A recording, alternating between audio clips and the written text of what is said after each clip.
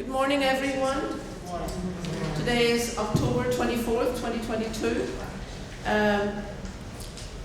For the record, my name is Liz Braden, District Councillor for District 9. I am the Chair of the Boston City Council Committee on Redistricting. I am joined by my colleagues, Councillor Murphy at large, Council President Flynn, Councillor Bach, District 8, Councillor Louisienne at large, Councillor Flaherty at large, and Councillor Worrell, District 4.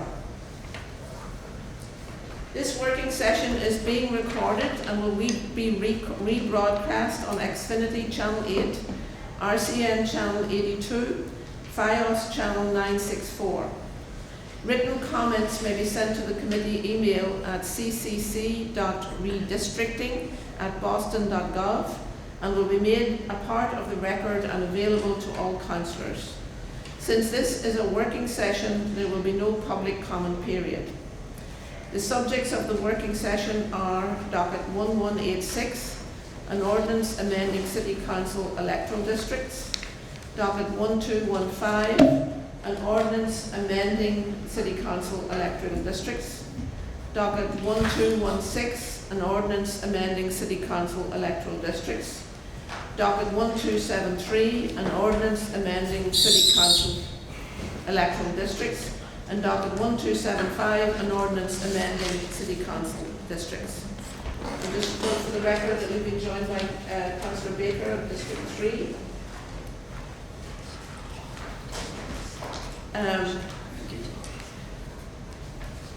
Docket 1186, just go over the work that we've done so far and how we've arrived at this point.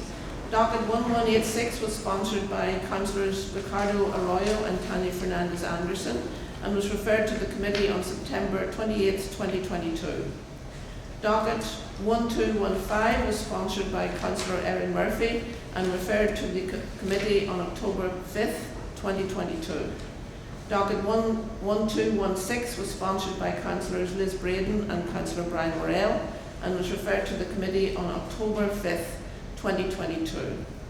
Docket 1273 was sponsored by Councillor Frank Baker and was referred to the committee on October 19th, 2022. And Docket 1275 was sponsored by Councillors Liz Braden and Ricardo Arroyo and was referred to the committee on October 19th, 2022. Further information on the redistricting process is available at www.boston.gov/redistricting.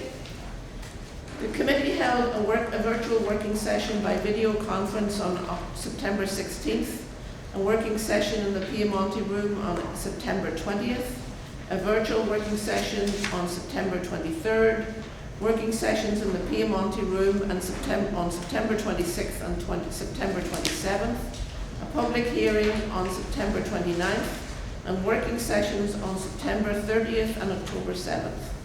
A meeting to receive public testimony was held on October 12th, a working session on October 17th, an off-site public hearing in Fields Corner, Dorchester last Thursday, October 20th, and a working session last Friday, October 21st. Following this morning's working session, there will be a public hearing this afternoon at 4 p.m. in the Ionella Chamber. Tomorrow morning there will be a working session, and tomorrow morning there will be a working session on Tuesday, October 25th at 10 a.m. in the Ionella Chamber.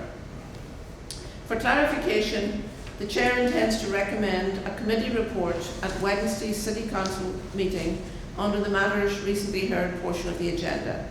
It is my intention to recommend to the full Council the passage of one of the dockets presented before the committee. And these working sessions are to discuss potential language that may appear in a new draft presented with the report.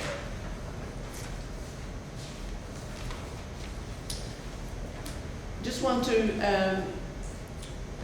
record some feedback that was heard on the 1275 Braden Arroyo map as filed. Moving 6.3 from 6.2 to 6.3 splits the West Broadway public housing community shared with 6.2. moving both 675 and 76 from District 2 to District 3 splits the Anne Lynch Homes public housing community, which also spans 7-4 across 3 precincts total. Neponset, Port Norfolk precincts 16-9, 16-10 are split between District 3 and District 4. We've had some discussion about discussion of alternatives. South Boston precincts, there was, we'd like to find alternatives in a good faith effort to not split the public housing development between different districts. It's difficult to move other precincts from District 2 because District 1 and District 8 are already near maximum population. And I'd also, I've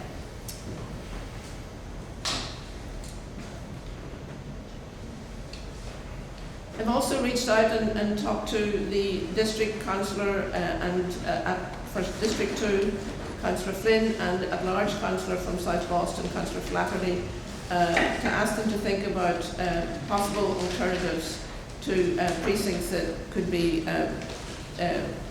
moved rather than the public housing precincts. And also the Neponset Port Norfolk precincts 16-9 and 16-10. So this is some of the conversations we've had, and we will continue to talk about it today. I understand, Councillor Baker. Actually, Councillor Murphy was in front of me. I'm having to finish my, yeah. Oh, okay, you want to finish your statement? I thought you were done. No, yeah. Okay.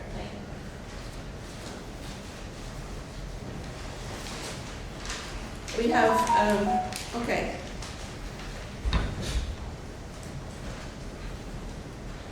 So, good morning, Councillor Mejia. Councillor Mejia has joined us. Councillor Murphy, you had a comment? Oh yeah, did you want to finish, Madam Chair? Pardon? You can. No, go ahead. Are you sure? I was just questioning when you said there was discussion. It must have been since Friday's working session about alternatives to 16-9 and 16-10, and I was wondering whether I wasn't part of it. I wasn't sure which discussion you're Maybe not discussion. Those were some of the gleanings, in terms of the public hearings we held, and the community feedback that we've held. So that's been part of our consideration. And we haven't come to a resolution on those issues yet. So there are things we need to discuss today. So is 16, 8, 11, and 12 part of that discussion also, or just the split between Port Norfolk and now 16, 10 is still in district? We will get to discussing those precincts hopefully this morning or this afternoon in our working session. Thank you. Councillor President Flynn. Thank you. Thank you, Madam Chair. I just wanted to update the committee over the weekend. I had the opportunity to visit several of the public housing developments in South Boston, Mary Ellen McCormick, which is not in District 2, the Anne Lynch Homes, which is in District 2, West Broadway, which is in District 2, and several senior locations as well, West 9th Street. In most of these developments, well, actually all the developments, the public housing developments, expressed a strong desire to stay in District 2. Most of the public housing in South Boston is communities of color, in persons with disabilities as well. But they want to stay in District 2 because we have a historical relationship with public housing residents, and especially during the pandemic.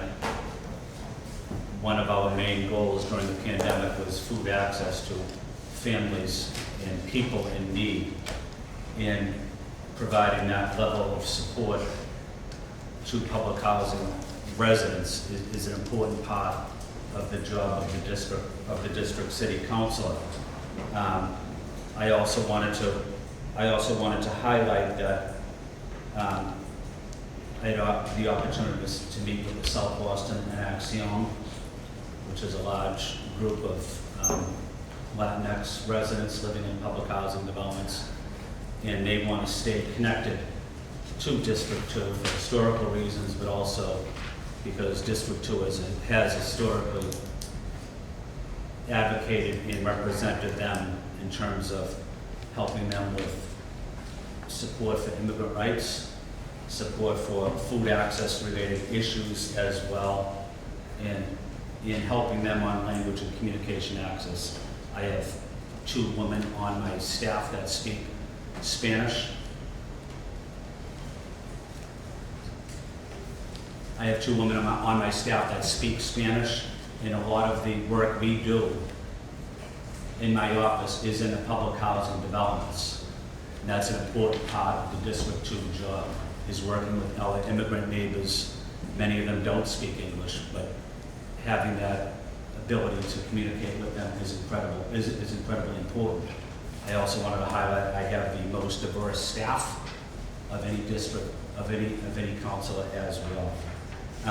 In short, it's critical that we keep public housing developments, communities of color together. We can't divide people in need. We can't divide communities of color, separate them. They rely on services and support from city government, and the District 2 City Councilor that has historically provided that level of support and compassion to our residents. So just wanted to highlight some of those issues, Madam Chair. Thank you. Thank you, Councillor Baker. Councillor Flynn, sorry. Councillor Baker, you had your hand up earlier. Thank you, Madam Chair, and thank you for listening to the 2 South Boston councilors, but it seems that my concerns are falling on deaf ears. I've sent multiple people to multiple meetings to explain why Napontet is part of District 3. The 2 boundaries we have are Dockets and the waterfront. Waterfront wraps all the way around 1713. I would suggest that transportation and the environment are the 2 most important things facing the city of Boston right now. Every map that I've seen comes in after my communities, after my neighborhoods. Why do my neighborhoods not matter in this equation at all? And there was an interesting point that was made yesterday. You're looking to shift the Napontet over into District 4. The woman that was talking about numbers said, don't get hung up on numbers. Efficient districts. Efficient districts. So I would ask, why are my concerns and why are the people in my neighborhood, I'm going to continue to bring them into working sessions, into hearings, to speak on the record over and over and over, multiple letters coming from this area right here. This area that brought you the John Paul Park with help of Tom Finneran, which worked with Mattapan and Milton in getting the Napontet Greenway, started in this neighborhood right here, and you're in total disregard for this neighborhood right here. And again, back to where people planted. We can't touch Mission Hill, there's lots in Roxbury, we can't touch this, we can't touch that. So why are we going in and disrupting an entire neighborhood when we don't have to here? We do not have to.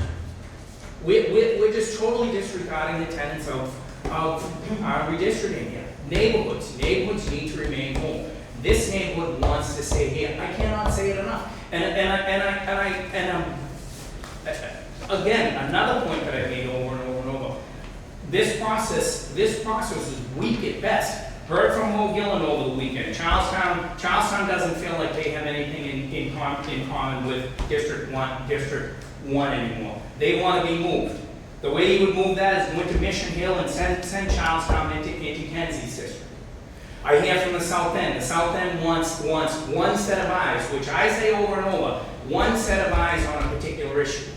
Dorchester waterfront, Dorchester Ave, transportation, waterfront. The South End wants one set of eyes on the Mass and Cass, what they view as the Mass and Cass problem. Because before it might have been 8286, now it's the whole area. They want one eye on that right there. I would argue that some of these moves up here, maybe Mission Hill moving out of Priscilla's district and shifting around. You could have Eddie go into the South End. Why is it just my neighborhood everybody's focused on? Everybody's focused on my neighborhood down here on the south end that has a clear, clean border in Dot Ave and in the Napontet River and then out into the harbor. I just can't get it. I can't get it. And this is not supposed to be personal, but I have people looking at me saying, well, we want a person of color in that district, my district. You're probably gonna get one. Might be the next term. I don't think you need to do all these moves yet. I think you seriously dilute the black voice in District 4, inefficient district. I don't think that's an efficient minority district now, if you make these moves right here. Yeah, thank you, Councillor Baker. And Councillor Bach has asked to offer some remarks. She's been doing some I'll let you speak to what you've been working on. Councillor Bach, you have the floor. I got a lot too, Mr.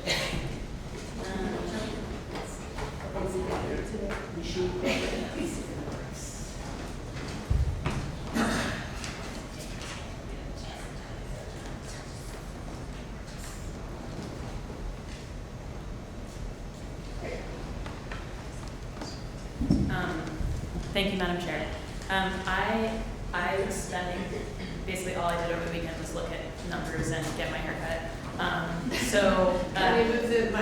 Yeah, so I thought I'd just talk through some of the stuff that I was looking at in the spirit of sharing it with the council. I think it does offer some answer to Councillor Baker's point, not necessarily one that you're gonna like, but just in terms of like being straightforward. No, excuse me, being I straightforward. don't have a voice in this. I don't feel like I have a voice in this Can't process. I would ask that we let Councillor Bach make her remarks and her analysis, and Right. then we can talk, we can discuss it. But please do not interrupt. Thank you. And yeah, I'm not proposing a new map. I have some suggestions on one of the existing dockets at the end, but it's more kind of just to put some things on the table. I think one thing that's worth registering is that the question of how to divide Dorchester between two districts was a question in the original redistricting process when districts were first created. This is a quote from the chair in 1982. Thank you to Councilor Braden's staff for including this in the committee report last week. Dorchester, should it be divided into northern and southern districts or eastern and western sections? It's just to raise the fact that the way that you split the very large neighborhood, there are lots of choices that could have been made, and obviously the choice that was made was the eastern-western one. You've seen some people suggesting recently, what if we split it north-south, or American Consulting had a map. I did just a test version sort of that included some more of the things that the council had discussed, but I don't think, there's no reason that we would flip from east-west to north-south just for the heck of it, or because it would be interesting to try a different geometry or something. So the real question I think that we have when we talk about Dorchester in this process is there a Voting Rights Act concern about how Dorchester is currently divided between District 3 and District 4? And so that's just a close in of the Dorchester section of District 3 and District 4 in the current map. So to look at that a little bit, I decided to sort of run some numbers on voting in these 5 wards, 13, 14, 15, 16, 17. Obviously, that's not a perfect alignment with Dorchester. There's significant neighborhood pieces outside of both, but these 5 wards between them make up the bulk of District 3 and District 4, and really what precincts you add from outside those wards really depends on how you're orienting things. Plus, since we're all operating under time constraints, analyzing by whole wards makes things a little bit easier. And just as a point of reference, with the census data that we got on Friday, those 5 wards together are 77% Black Indigenous people of color, 20% white, 3% other. The 77% includes the 2 or more races where one is black or one is non-white. Do you remember? Yeah, whatever that last category is. So when you do that, I took the Wu Wasabi George final from last November, and what you see is that in that overall 5-ward district, Wu got 59.4% of the vote, and the Wasabi George got 40.6% of the vote in that 5-ward area. But our 2 districts significantly differentiate. So in the District 3 precincts of wards 13 through 17, these are today's districts. Asabi George wins 51.8 to 48.2, which is an 11.2 swing off of that overall average. And then conversely, in District 4, Wu wins 71.7% to Asabi George's 28.3%, which is a 12.3% swing in the other direction. So you can basically see that what we're doing in terms of the districts is we're swinging them so that one goes to Asabi George, one goes to Wu, even though Wu won the whole area by a sizable margin overall. This is, of course, like just a demonstration of the type of thing that the math professor was talking about last working session, about how the way that you draw the lines means that your smaller units inside of a larger unit won't necessarily mirror the larger unit. It can obviously take kind of different proportions. But I think from a Voting Rights Act perspective, you have to ask whether this skew is frustrating the effective ability of communities of color to elect candidates of their choice. And that would depend on whether voting is racially polarized in this area. But I would say that when you look at this race, fall 2021, in those 5 wards, what you see is evidence of racial polarization. So those are just graphs of the percent of white total 18 plus population across the bottom, and then on the vertical is votes for Anissa, votes for Michelle, and each point is a precinct. And these are obviously kind of inverses of each other. The other side is BIPOC 18 plus population. So what it's basically just showing you is if I know the percent of white 18 plus population in one of the precincts in this ward, I can make a pretty good trend line guess of where it's going to fall in terms of Wu versus Asabi George breakdown. So this is important because you wouldn't see this everywhere by any means, but you do see it here. If you want to look at another race in the same election, I did a pairwise comparison between Councilor Murphy and Councilor Halbert. The reason I picked the two of them is because incumbency has a big confounding effect, and so I didn't want to use Councilors Mejia or Flaherty, who are incumbents. And both, as it says here, both were viable candidates. They had run previously. They finished 4th and 5th, respectively, within 311 votes of each other citywide. When you're doing kind of analysis of like real things that happen in the field and you don't get to set up your own experiment, then like often one of the things you try to do are these pairwise comparisons where you try to find two things that are sort of like a good pair to run against each other. So again, here, so it should be noted, Councilor Murphy wins overall in these five wards, 33.7 to 24.2%. Really what this is designed to show is that you see in that comparison the same type of opposite skew, right? So in District 3, you have Murphy winning that outright by a much higher number compared to the Halbert votes, whereas despite having been behind overall, Halbert wins in the District 4 precincts of these wards when you split them up. So that's just to sort of like make again the point, and again, you see racialized polarized voting across these two. So the point is to say, like, these are big swings that we're talking about, and I think that's what really raises the question of whether Dorchester is split up. As this says here, are there adjustments that can be made to District 3 and 4 to better ensure that the BIPOC majorities in both districts have the ability to elect the candidates of their choice because of the skew that we're seeing? Docket 1275. When you look at the Louis-Asabi George race, makes a significant, significantly cuts that kind of swing. So, you see, like, it goes from a negative 11.2 and a 12.3 swing to a negative 2.4 and a 1.1 swing. So in this case, both perform much more similarly to the Dorchester area overall when you run the 1275. But I think there's an argument that says that 1275 overshoots. As you can see, it's such a swing back that when you get to the at-large races, it's making it so that you wouldn't see Halbert win either of these districts. Now, in fairness, Councilor Murphy did better in the whole area, so that may just make sense.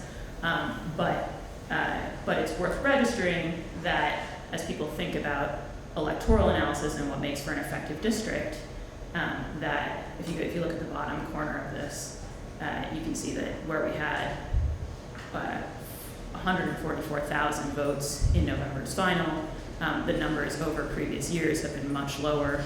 Obviously, I think everyone knows they're lower in city council only years. And so, for instance, and this was the other reason that I picked Talbot Murphy is because they both ran in the prior race. You can see that Councillor Murphy's votes track the same as the total increase between 2019 and 2021. So overall in the city, ballot numbers increased by 2.2, a factor of 2.2, not 2.2%, right? Like by times 2.2, as did Councillor Murphy's. Whereas for Halbert's increased by 3.3 because of the racially polarized voting numbers that we saw earlier.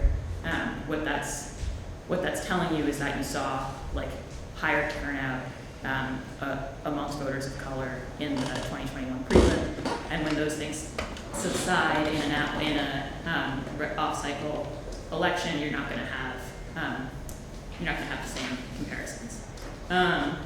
So all of that said, you can't really read the red I see now on this screen, but just a couple of thoughts off of that from me. So obviously, I think the overall kind of that swing situation and the racial polarization vote case, like that's what makes me feel like there is a strong argument for coming across that line into D3 to kind of like change the way the thing is cut. But I think that the evidence from 2019 suggests that to Councillor Baker's point, you might be risking an effective district in D4 with the full slate of moves that get made in 1275. So jumping my second point, I think it would make a lot of sense to return that says 16.9 to D3 and return 17.2 and 17.6 to D4. I think that in that, and then Councillor Braden referenced this, but I'll just say for me personally, I used to run some of the resident organizing support that the BHA has, including in South Boston, and I will just say that I don't think a dynamic where like the folks organizing public housing tenants have to get them to figure out which side of a building they live on to determine which district they're in is a great one for resident organizing. So my take, and again this is just me, would be to return 6.3, 7.5, and 7.6 to D2, for which you then need to even out D2's population, so you return 4.5 to D7, which is where it is currently, and move 3.15 into D3. Then D3 needs further population in this situation. To strengthen it as an opportunity district, you flip 17.9 into that, and you also, I think, flip 13.4, which is right on the Dorchester border. And all those moves end up with a population within that map. And then the opportunity to, this is just a side note that I said before, but I figured while I was writing things down, I would write this down too, that I think like there is an argument that seeing as it's possible that uniting Roslindale, moving 21 and 28 into D5, and then flipping the JP precinct from 1912 to D6 is something that should be considered. When you look at the 2021 mayoral results, you do that same analysis with the amendment that I'm suggesting. You see that what you get is still the overall impact of the 1275 plan, but the swing is a little bit, is like you put a little bit of the swing back, but not a lot of it in terms of how they're currently, the two districts are currently split, and that is everything. So again, that's just comments from me. I didn't run this by anybody. It's just what I looked at over the weekend, but I just wanted to sort of share with people that, like, to me, the questions that I went into the weekend from Friday with were, one, like, is there a case for, like Councillor Baker is asking about making this more significant change as opposed to just nibbling around the edges, and I think there is. And then also this question that Councillor Worrell and others have raised of whether it might be going too far in terms of generating two effective districts, and I think it might be, and so that would be my set of suggestions. But thank you, Madam Chair. Thank you, Councillor Bob. Thank you for your work on that. Councillor, please help me here. Baker's first. Councillor Baker, Councillor Louisiana. Council Walker, I'm not suggesting going in and saying major changes. My map has the least amount of changes, keeps neighborhoods intact. The major changes always come back to me, always cut up my neighborhood. So why would I advocate for that? Please don't put words in my mouth. Major changes, Mission Hill, where should that go? Charlestown, where is that gonna go? South End, what are we gonna do there? If we're gonna make changes, big changes, and I would say that the changes that you're proposing, nearly everybody's proposing to come into my neighborhoods and cut my neighborhoods up there, they're hurtful. They're hurtful to me, and I still can't understand how and why district councilors would be okay with this. I have a thought as to why they would be okay with it, but why a district council is okay with one neighborhood, one district being unfairly hurt. I'll take the population. I have a map here where I take the population. It keeps neighborhoods whole. I don't understand the logic of my district councilors being just fine with District 3 being cut up. They don't know it. I don't pretend to know JP or West Roxbury. I know the Ponset, I know Savin Hill, I know Andrew Square, I know the Polish Triangle, which, by the way, go by all churches all the way down. The original neighborhoods were churches. They became villages, all based along Dot Ave. Dot Ave, the transportation hub, that's why it was set up there first, because it was transportation, there's commonality keeping Dot Ave together. And now, even more than ever, there's commonality in this having the Neponset Riverway in District 3 also. I've been on police boats going up and down that so we can discuss federal grants to dredge the Neponset, so it become more of a place for people in Quincy, Milton, and Dorchester, Mattapan to have and enjoy. I've been on those. Why is nobody listening to me? Why is my neighborhood consistently, and everybody throws out my neighborhood, the one that's gonna be hurt, when it doesn't need to be? That's the question. Does not need to be. Thank you, Councillor Baker. I'd also like to remind everyone to reference the district numbers. We have the honour of representing these districts right now, but they're not our districts. Those districts, those people, those residents will be there long after we're gone. So we have to talk, we think about the districts, not the particular people who happen to be representing those districts right now. That will help us. We have to not personalize this. This is not personal. We are charged with a job of having communities have the opportunity to elect their candidates of choice. And it requires, because District 2 has increased its population so significantly in a very short time, that we have to redistribute population from District 2 into conjoining districts. But we don't have to hurt districts. And it's not our intention to hurt. We're in this process, this conversation. So please, let's keep it based focused on the numbers and the situation that we're in. Councillor Louisiana, thank you. You've got the chair. Thank you, Chair. You've got the chair. I'd like you to take the chair. You've got the chair. Thank you, Chair Braden. In response to Councillor Baker, I think the data that Councillor Bach just showed shows why there is this concern for District 3. The data shows that there is a degree of racially polarized voting happening, which means that we have to make sure that communities of color, which form the majority, are able to elect the candidate of their choice. And looking at past elections, especially strong data to support that. So I appreciate looking at the mayoral. I appreciate the fact that you looked at the at-large race to really determine that. Well, one thing that I wanted to highlight is on Friday, Professor Mushin, when she presented her data and she was doing the analysis and showing how in most instances, who won the mayoral race in particular districts didn't change under the unity map except for in District 2. Councilor Bach, sorry. Except in District 2 is where it changed. Under Professor Mushin's map, where it changed from, under the unity map, it changed from Anissa Sabi George winning instead of Mayor Wu winning. Did you run, if we were to go forward with your changes, did you run what would happen in District 2 in terms of the mayoral race in 2021? Yeah, so it's back to being. It's back. It's back, yeah. Okay, thank you. Could you clarify that, Councilor? So what Councilor Louis-Jean is asking is that there was a reference to the fact that the way that the precincts that had been in 1275 put into District 3 meant that District 2 flipped from being a Wu majority vote in that final to a by a sliver, it's close, right, every way, but by a small amount over to an Asami George. And then when you make the amendments that I was suggesting, it flips back to being a Wu, like Wu is ahead in the. Thank you, Councilor. Who was effectively the candidate of choice for communities of color in District 2, which I think is just important to highlight. When we talk about what is the effective, people of color's effective ability to elect a candidate of their choice, I think that's important as we analyze the map, so thank you.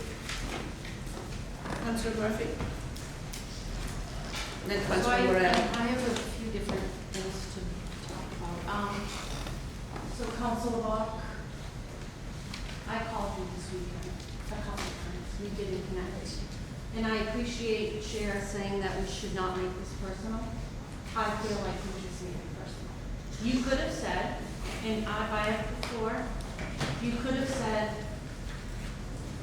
white counselor, black counselor, race numbers, you use names. And we can talk if you want to take that time after, but I think you're saying that people in 16-8, 16-9, 16-10, 16-11 and 12, 17-13 voted for me because I'm white. And they voted more for David Halbert because he's black. And after listening and talking more after Friday, I feel like my campaign was a Voting Rights Act success story, that the city of Boston got to elect who they wanted, despite a lot of very powerful, influential people working against me. Many sitting councilors, but I worked really hard. I've lived in that neighborhood. I was a school teacher for generations of students in this neighborhood. There are many other reasons, and we tracked our numbers. You're a number girl. I'd love to share those with you. And it shows that in lots of districts and precincts across the city, many people were assuming that I won, and it was only based where Anissa won. It absolutely isn't true, and the numbers show that. There were a lot, and it's a coalition. It was, I worked, and I met people, and I showed up, and I continue to do that. So I do feel like it just became personal, and would have appreciated a heads up, especially because I did reach out as your colleague a few times this weekend to talk about lots of things, but didn't know you were doing this or this presentation. And then the other thing, we talked about 1984 when we started districts. And it was then decided to split Dorchester, and of course Dorchester, the largest borough in the country, is never going to be represented by one councilor. Do we split it across? Do we split it up and down? You're right, it could have gone either way. Had it been, then forever District 3, District 4 would have looked differently. So would have District 7. But because we did that, and now we're in our, fourth time going through a redistricting map, why change it now? We can make other changes. But we did decide at that point that we were going to cut it along Dot Ave. We were going to make District 4 wrap mostly around Google Ave. Unless there's real demographic reasons, absolutely we need to make changes if that's the case. But I do think because we did, why we now say, well, let's try it the other way. Another thing I just want to put on the record, because I heard a few times, is, we're operating under time constraints. I heard that said a couple times already this morning. Census data that we just got on Friday. We're now looking at information, and I have also data that I did for every precinct and district, so maybe at the next working session, Chair, I could share so that people can see, because I do know that we just got information on Friday that we were waiting from the BPPA. Councilor Bach has presented us with I think, a bit biased because it's not showing everything that is what brought people out to the polls and got those numbers where they are. So I do think hearing a lot of that, another reason why are we rushing this vote on Wednesday, especially with this new information this morning. But I wasn't going to say until I heard this. I do feel like it brought personal, and I wish it did this. Because we are here to make sure, and as an at-large counselor, I represent all 9 districts. I showed up in every neighborhood. If I was going to win or lose that precinct, I continue to, and I will continue to. It's my job. I represent the people of the city of Boston. I don't just represent neighborhoods. I do live in District 3. I do know that needs is the best. I mean, Councilor Arroyo, you know Hyde Park. You know Madigan better than I do. I know there's people who just know different neighborhoods. Councilor Flaherty and Councilor Flynn, they know what street and, you know, who votes on which street and which precinct, everyone does. But I just hope that going forward in this meeting that certain councilors are continuing to attack so that we can get this one off. Thank you, Chair. Thank you, Councillor Murphy. Councillor Bach would like to respond. First of all, I'd also like to acknowledge Councillor Arroyo, Councillor Fernandez Anderson, Councillor Lara have joined us. So, Councillor, let's see,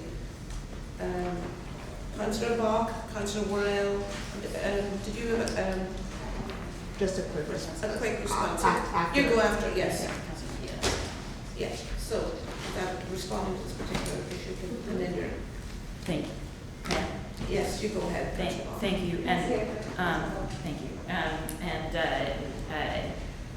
Yeah, I just wanted to, so a couple of things. I'm very sorry, Councilor Murphy, that you took it personally. I didn't intend it that way, and I actually want to clarify a couple of things, but I think it's really important from a Voting Rights Act perspective. So the reason I compared numbers 4 and 5 in the last council election is because they were so close and neither had the incumbency effect, like I mentioned, and also it's actually helpful to be able to look back at the 2019 numbers for comparison. But I just really want to stress from a Voting Rights Act perspective that what matters is not the race of the candidates. What matters is that communities of color be able to elect the candidates of their choice. While it's true that you're white and David Halbert is black, if the races were reversed, but one was the choice of the residents of color in the district and one was the choice of the white residents, we would use that to establish whether or not there's racial polarization on voting. And it could happen with 2 candidates of color, it could happen with 2 white candidates.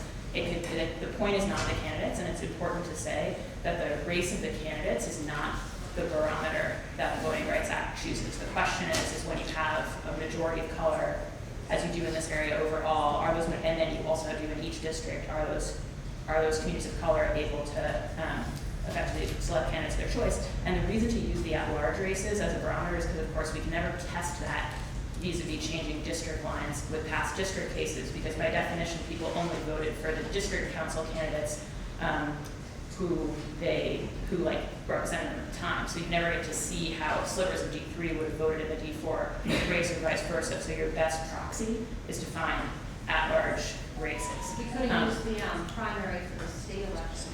If I can share it with everyone, but Campbell won in Ward 16 overwhelmingly over a white woman endorsed by the mayor and many other people who spent $10 million over a month. So if I can say, so the reason that I used the municipals is because our voting turnout patterns are so different in the odd years versus the even years. And I did, spend a bunch of time looking at different races that you could try to use, and it would have been my preference to use one that nobody was involved in, but this was the one that I could find that seemed like it. The pairwise has to be close enough. You can't compare 2 candidates who just did dramatically differently anyways, because then that confounds the data. I also just want to say, in terms of are we bound forever by the decisions that were made in 1982 in terms of how to divide between District 3 and District 4? I think that it's going to come up in a second. I think that the council has to there we go. All right. The council has to think really seriously about the fact that this is a population map of the black population in the area, right? And you see that is following that Dorchester Ave line. And then, of course, the converse is the map of the white population in the area. And it's, again, following the Dorchester Ave line. So I think the trouble is the fact that we took the Dorchester Ave line as our base is what is giving us, let me see if I can get, it's what's giving us this, this skew. The other thing I wanted to say, that's not gonna be great for you. Yeah, so that's what's giving us this negative 11.7% swing in one direction, 12.3 in another. I also wanted to address one of Councilor Murphy's points about the whole about the whole city, because I think it's important. You were saying, like, you know, your city council 2021 results don't like reflect this kind of like racial skew or who's with Anissa, et cetera, overall, and that's true. It's worth noting that you see racial polarization across these 5 wards that make up kind of the greater Dorchester area. You don't see racial polarization in the voting results citywide, at least in most of the elections that I looked at. So I do think like there's a difference in this specific question about how District 3 and District 4 were historically split in Dorchester versus the question of citywide voting patterns. But I do think that like this skew combined with these maps are a reason why I'm not sure that we can just kind of live with the way that things got divided in 82. Could you email that to us? Thank you, Councillor Bob. Councillor Louis-Jean, and then Councillor Well, and then Councillor Hill. No, Councillor Louis-Jean wants to speak to this particular issue. As soon as. Councilman here can go. Okay, Yeah, thank you. thank you, Chair. I just wanted, Yes, okay. Councillor Gray. Yeah, okay. Councillor Miller. Councilor Roy, you're speaking to the point, No, speak. because I'm speaking to the point Yeah, that we're talking yeah, about right now. yeah. Is that okay? Yeah, thank you. Thank you, Councilor. So, you know, I think it's important as we're talking about this, Councilor Rock, and I really do appreciate you doing the analysis and spending your weekend getting your haircut and digging into the data here. But I think it's important that in 2019, when I ran with no support, that I could argue that my campaign was a success story, right? And if we look at the data and we look at the numbers, I think Councilor Bach's analysis in terms of where I did well are pretty common to the narrative that you're sharing here with Councilor Halbert and Murphy. And as an incumbent, you know, I was only a few hundred votes away from topping the ticket in 2021. I know you like to say you're the top vote getter, but I was at your heels there. Any Like, evidence? But nonetheless, that's not the point that I'm trying to make. If you look at the data, even in the districts and the precincts that we're looking at, there were places that as an incumbent, Councilor Murphy still dominated it. And so there's something to be said there in terms of data, right? And I just kind of want to uplift that there were spaces and places, Councilor Murphy, that you dominated it. In 19 also. And so there's a correlation, and there is some supporting evidence there that goes to say, People who know me, trust me, and vote for me, and it takes a long time, as anyone who's run at large or there, building those relationships, those coalitions. Absolutely. but we know where the strongest points were for you, right? Because that's where I was born. Right. Yes. Okay. So then you grow from there. Which you have. Okay, so, No, not that. yeah, Well, honestly, I yes, vote let's to not be do done. any That's- crosstalk, just have Councillor Meahy speak right now, and then we'll continue. You control certain councilors in speaking, but you don't control others. That's okay. I'm gonna just finish my little thought here, is that I think it's really important as we continue to go through this process, is that we're honest about what's happening here in the city of Boston. And this is uncomfortable, and it should be, because this is the work. And taking things personal is not going to help us get through this exercise, because it's not about us. And I think that we need to remove ourselves from this process in order for us to move forward. And, you know, it could be offensive sometimes in terms of kind of what I hear my colleagues talk about and what they do for folks that they represent. That's our jobs. We are supposed to represent people. We are supposed to lean in when there's a time of need. That is what we're elected to do. So regardless of, you know, I just feel like we're going down the wrong territory if we're not focusing on what this exercise is all about. So I'm going to ask my colleagues to reset and focus on this task, and let's move forward with the guiding principles, please. Thank you, Councillor Hayes, thank you. Councillor Louisiane had some comments to make with regard to the conversation, and then Councillor Well. It was just like, the fact, what we've been saying, and what I've been saying from the beginning is that you won't take it personal if you start at your root point, and your root point and your root data in all instances is the voter. And so we're trying to see what voters and what white voters are doing, what black voters are doing, and what voters of color are doing in order to determine what districts, here we're talking about District 3, where communities of color had their vote expression frustrated. And so I think if we remember that what we're looking at is a municipal election, where we don't just look at the results in District 3, we look at other elections, and we look at how voters in District 3 voted in a similar election, which is why the at-large race was chosen, and why two candidates close to each other were chosen. Has nothing to do with a personal attack. It's about the data, and it's about seeing how voters on racial lines are operating, and whether that means we need to change something as a result of voting patterns and the voting desires of certain communities being blocked as a result of racial polarization, which is what I think Councilor Brock's data showed. Thank you, Councillor Louisiane. Councillor Morel, you have the floor. No, thank you, Madam Chair, and thank you, Councilor Bach, for running these numbers. It was something that I've been looking at as well, and continuously been advocating for making these amendments in these maps. And I do agree with majority of your amendments, but before I propose some further amendments in the map, did we do it? Did you do the analysis for any off years? 2019. 2019. Yeah, Okay. yeah, it was hard to find a race in 2017, 15 that was really gonna help. You have to have a strong comparison race to Right. look at, and that was, I couldn't find an obvious case difference, although anybody else in the public who has good cases from 2015, 2017, I think they'd be helpful. Got it. And then for me, adding proposed amendments that I would like to see from District 3 to District 4 is 1706, going back to District 4, which is, these are all areas of Common Square. So 17.6 has Common Square inside of it, and removing that from District 4, I believe, but definitely, that's a historical part of the district.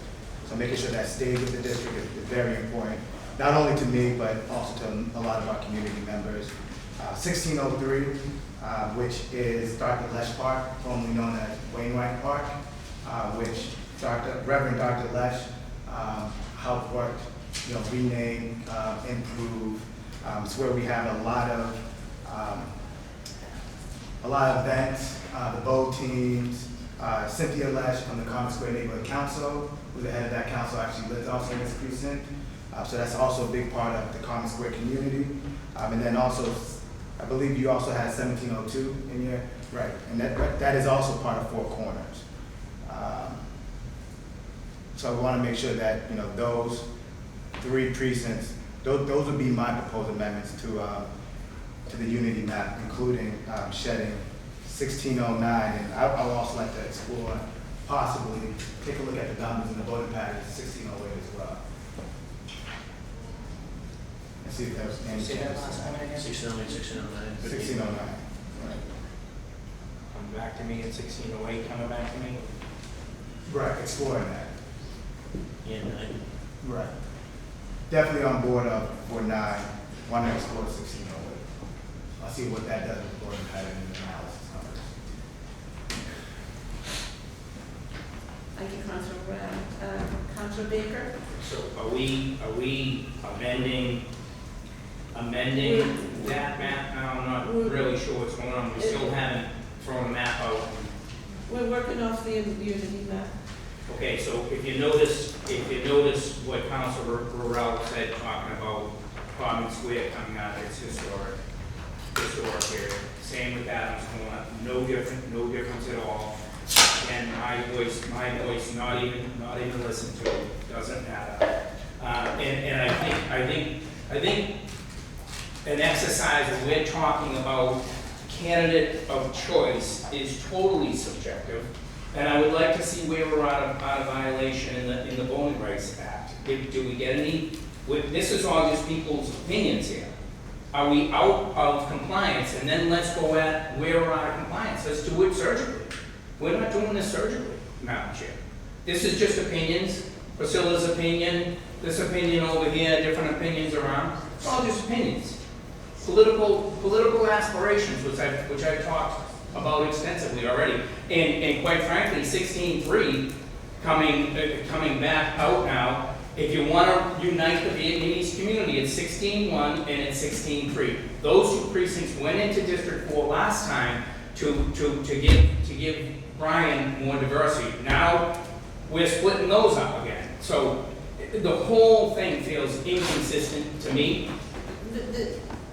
Our colleagues are offering possible. They've thought about the demographics. They're thinking about the communities of color. Have they got an effective opportunity to elect their candidate of choice? How do we define candidate of choice in elections we don't even know that are going on? How do we do that? This is like we're just going into a dark room. We're just going to figure it out from there. Candidates of choice. I don't, forgive me, but I just don't understand it. And why are we using the advocate map as a jumping off? What happened to your base map? Let's get your base map out here and start changing precincts around from there. Why does it have to be the advocate map? Because I'm losing in all these maps. It's not the advocate's map. What is it? The advocate's map, or the unity map as it's called, was in the evolution of the map that Councillor Morel and I drew. And how did that come about? It was an evolution of the map that you guys. So were you guys in the room? No, we were not. So how was that an evolution? It's in the public space, and the advocates have been working on this issue for many years, through many cycles. Yeah. Looked at the map, and they looked at the charge that we are to, the communities of colour have an effect. Where is that charge? Where is that charge? It's Did you lay that charge out? No. We have to make sure that communities of colour have an opportunity to elect candidates of their choice. Right. And that's where the advocates are coming from. So we built. They took our map that Councillor Morel and I drew and proposed. And we didn't go to them. They did. They saw it's the maps in the public space. Anyone in this whole city can go and propose a map. Yeah. So are we gonna file those maps? No, we're not going to file any more maps. We're discussing. We have a problem. So if there were a community that wanted to file a map, we would not be able to. We would say that you can't file a map. Right now, we're working with what we've got. We're working with the information we have. Councillor Morel has offered some suggestions for how we might tweak that map. Councillor Bach has offered some suggestions. They're suggestions. Okay, so my suggestion is keep the Ponset whole. Thank you, Councillor Baker. How many times do I need to say that? Thank you, Councillor Baker. That will certainly. We will put that down. This is all forced. We will put that down as a desire that you have. You'd like to keep. Not just me, just multiple people in the neighborhood. You've heard plenty of people coming in this chamber and state that you've got letters on it, but that doesn't seem to matter. The advocacy doesn't seem to matter. The biggest problem we have in this situation is what? District 2 grew exponentially in space since the last, and it will continue to grow. I understand. And we need to reapportion those population into different districts. I understand. District 1 has picked up. District 8 has picked up. District 7 has gone back and forward. We've moved some precincts back and forward on that line. District your district, and then as a knock-on effect, District 4. So we are, I looked at it yesterday, there's no district that hasn't been touched by this Yeah, process, they're touched. apart from mine. touched in little, District 9. touched in little pieces. What you do in District 3 here is a hatchet job. And District 4. We don't need to be this disruptive because we still haven't gotten an opinion if we're in fact out of compliance with the Voting Rights Act. Okay, thank you. Councillor Mejia and then Councillor Flaherty. Council Fowler was first. Oh, beg your pardon. Councillor Flaherty. Thank you, Madam Chair. Thank you to my colleague. Couple things I would say, I would either like to go to the baseline, or I would even make a recommendation to go back to document 1186, the original Councilor Arroyo and Fernandez Anderson map, and sort of maybe plug and play with some of the numbers that we just heard from our colleagues, Councilor Morel and Councilor Baker, because they're sort of they're sort of the most impacted, and as a courtesy to them, I think we go back to the original Arroyo Anderson map, if not the baseline map. 1, 2, happy to opine. I could actually probably write a book on why people vote for people, and it really wouldn't necessarily be on racial lines. It would be who they met, who they trust, who they're aligned with politically and policy-wise, who returned their phone call, who showed up at their civic association, who showed up at their block party, who they went to school with, if they went to your mother's wake, et cetera, et cetera, et cetera. So there are a lot of reasons why folks will vote for people, and I speak as a citywide city council that I do tremendous across all 22 wards, and it's based on relationships, it's based on bridge building, it's based on doing the job and showing up and returning people's phone calls and sort of effectuating their basic city services and a job I think I do probably better than anybody, and probably speaks to the longevity that I've had here on the council. And so, again, happy to opine, and maybe at some point I'll write a book, but in the meantime, if we can go back to map 1186, I want to see a graphic of 1186, and I want to see how the previous two speakers, Councilor Morel and Councilor Baker, and sort of their suggestions as to how we can go a little micro on the original map, first map that we saw, and see from that, there's some precincts within that, to Councilor Morel's point and to Councilor Baker's point, that we can sort of move forward in a direction that starts to make sense for the 13 of us. Thank you. Councillor Flaherty, Councillor Mejia, and then Councillor Thank you, Mejia. Councilor Baker. We found out Council Fowler and I are gonna fight for who gets the most votes and who's the most popular. We're not doing that here, okay? I've got a dancer to it. Okay, I would hope so. You got 20 years, you got 20 years on me, okay? So, but I just wanted to ask ourselves to be respectful of each other, especially Councilor Flynn, when you asked us to show up with the quorum, but what I'm seeing is that we are interrupting our colleagues, and we're not. I just want Councilor, for all of us to be super mindful that we need to really listen to folks and allow people to be fully expressed, because the exchange, it makes it difficult for people to be able to speak when they're constantly being interrupted. And so I'm going to advocate on your behalf, Chair, right, that as the woman who's running this, that we all need to be super mindful and respectful of your leadership. And I need Councilor Flynn, as the president, who asked us to behave, that we recognize that some of us are getting out of line. Okay? Just because I feel it's important for me to name it. And I'm gonna name it because it makes me feel uncomfortable when Councilor Breeden is consistently being interrupted. So I'm advocating on your behalf, Chair. Thank you. Thank you, Councillor Flynn, sorry. Thank you, Madam Chair. Over the weekend, I put a message out to my colleagues asking them exactly what Councilman Mejia referenced. I asked my colleagues if they would treat each other with respect and listen to each other. I asked my colleagues if they would listen to each other, treat each other with respect during this process. I think I have have mentioned that several times, and yes, you are right, Council Media. It's my responsibility also to ask, again, my colleagues, will you please treat each other with respect during this process and listen to each other as we go forward. I'll keep saying it. Thank you, Madam Chair. Thank you. Madam Chair, I have a question.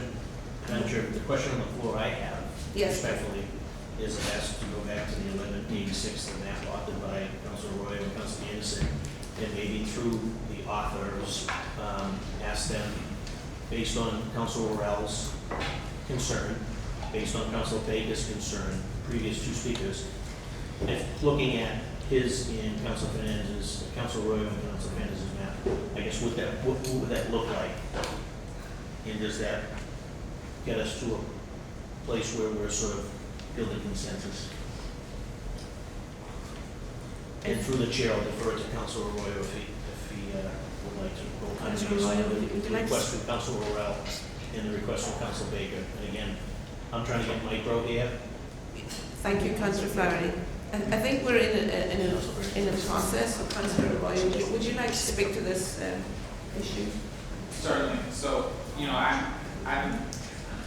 I've appreciated that everybody has come sort of with different perspectives throughout this process on what and where the priority should be. The Arroyo Time Finance Anderson map remains on the table according to the chair, and so like all the other maps, I guess it is a map that we can work off of if folks want to work off of it, but I think that it would require, after having conversations with the community, there's a number of different places on different aspects of this map that I think would need to be looked at. I think one of the major aspects that I can just be forthcoming about, that I received about this map when I put it together is, with Time Finance Anderson, is the south end aspect of this map is done, that's everything from essentially 8-2, 8-1, 9-2, 9-1, 4-4, 4-1, 5-14, all of that, some of that's not south end, but that area. There was a lot of conversation about how that impacts District 3. I think on all of the maps, minus the Councilor Murphy map and the Councilor Baker map, it did the least amount of changes to the bottom portion of District 3 because it was picking up all this population in the south end that I guess could go in different areas. So one of the things we heard repeatedly were the desire that 9-1 and 8-1 stay together, and I think that currently they're in District 2, so it would require some understanding of, it wasn't on the list of things that Council President Flynn had suggested were sort of there, and so there's a number of places where I think we would need significant conversation, but I think it's a template just like every other map is a template. And so it's just figuring out what people's critiques were really about this part of the map, and then seeing how that impacts sort of everything else, because everything else rolls. But just like every other map, I think it's a map that can be open for discussion. I will say, like the Braden Arroyo map, the idea was to keep all of that public housing sort of together with 7.5, 7.6, 7.7 in this case, going to South Boston District 2, 7.7 being Old Harbor in that whole area. But the Braden Arroyo map does that differently because it goes up, so it still unites, in my opinion, more of that BHA housing because they're currently split between 7.7. I think 7.6 is where the Ann Lynch homes are, and then 7.5, 6.3, it unites them into District 3. But you could, on the other map, if you do like the exact inverse, we did the opposite, which was we just threw 7.7 back into that mix, and then all of a sudden it's all in District 2. And so you could do that, but that requires significant changes in the south end side of it. And so I think there's a lot there to talk about, and there's essentially a few counselors at the table that would have to really talk about what they're looking at and what they were thinking about. I don't think there were any, I don't know that there were any outright critiques from anybody directly representing that area right now. Councilor Baker's were about the length of it and all that, but I think from a District 2 perspective, there's a lot of conversations that we had about aspects of that map, and I think what we tried to do here me and Councilor Fernandez Anderson with that area, literally it's a direct inverse. Like you see when you flip from map to map, all we did was we kept that area together in District 3 now instead of District 2. It's literally just a flip. And that changes everything on the other side of that map. And then through the chair, Council Royal had raised a couple precincts that were concerned, obviously Council Baker, and then Council Flynn, obviously has seeded some precincts through the working session on Friday, taking all of that into consideration and sort of plugging and playing into the Arroyo Fernandez map. Have you had an opportunity to kind of maybe? I haven't yet, but I know we have an afternoon session. And so there's time to still have those conversations. I didn't hear I asked Councilor Burrell what precincts he was been talking about. If you can flip back to the right map. So one of the things, if you go down here, to be clear, that 17.6 is the Common Square area, right? I'll say 17.6, 1603 is all that area right there. Okay, but I think there's also some conversation, we certainly heard it at the Dorchester Community Listening Session from the Vietnamese community that 1603 is technically, there's a large Vietnamese population there at Fields Corner. And so if you took, do you mind just doing a quick, so if you do 17.6, and again, this is just because I heard you mention these, if you do 17.6 and did that to D4,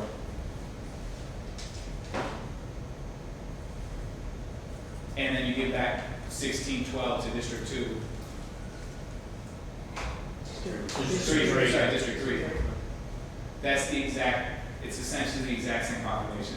If you flip that right back just to the undos, you could also give 17.6 and 17.2 to District 4, and give 15.5 and 15.2 to District 3.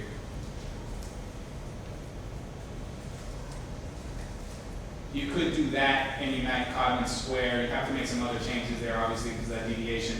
But you could do that and give Codman Square back to District 4. If you throw 16.3 back in there, does that solve the deviation issue? Yeah, there it goes. So you could do that, unite Fields Corner, and then unite all the 15s in District 3. So there's a number of ways to get to that if we were trying to do that. And then there's a number of ways that you can mess with those numbers. I think you threw out 17, at least what I was told you threw out, if you can reverse all of that again. And again, I haven't had time to sit down or look at any of the sort of changes in terms of voting and all of those things, or race changes, but I think what you threw out was throwing back 17.6 and 17.2 and then doing some with 69. So there's a number of different ways that you can move those. But I think what's clear is there's no way on any of the maps that I saw that allow us to get away from what I think is the unpacking that doesn't involve sort of this area still.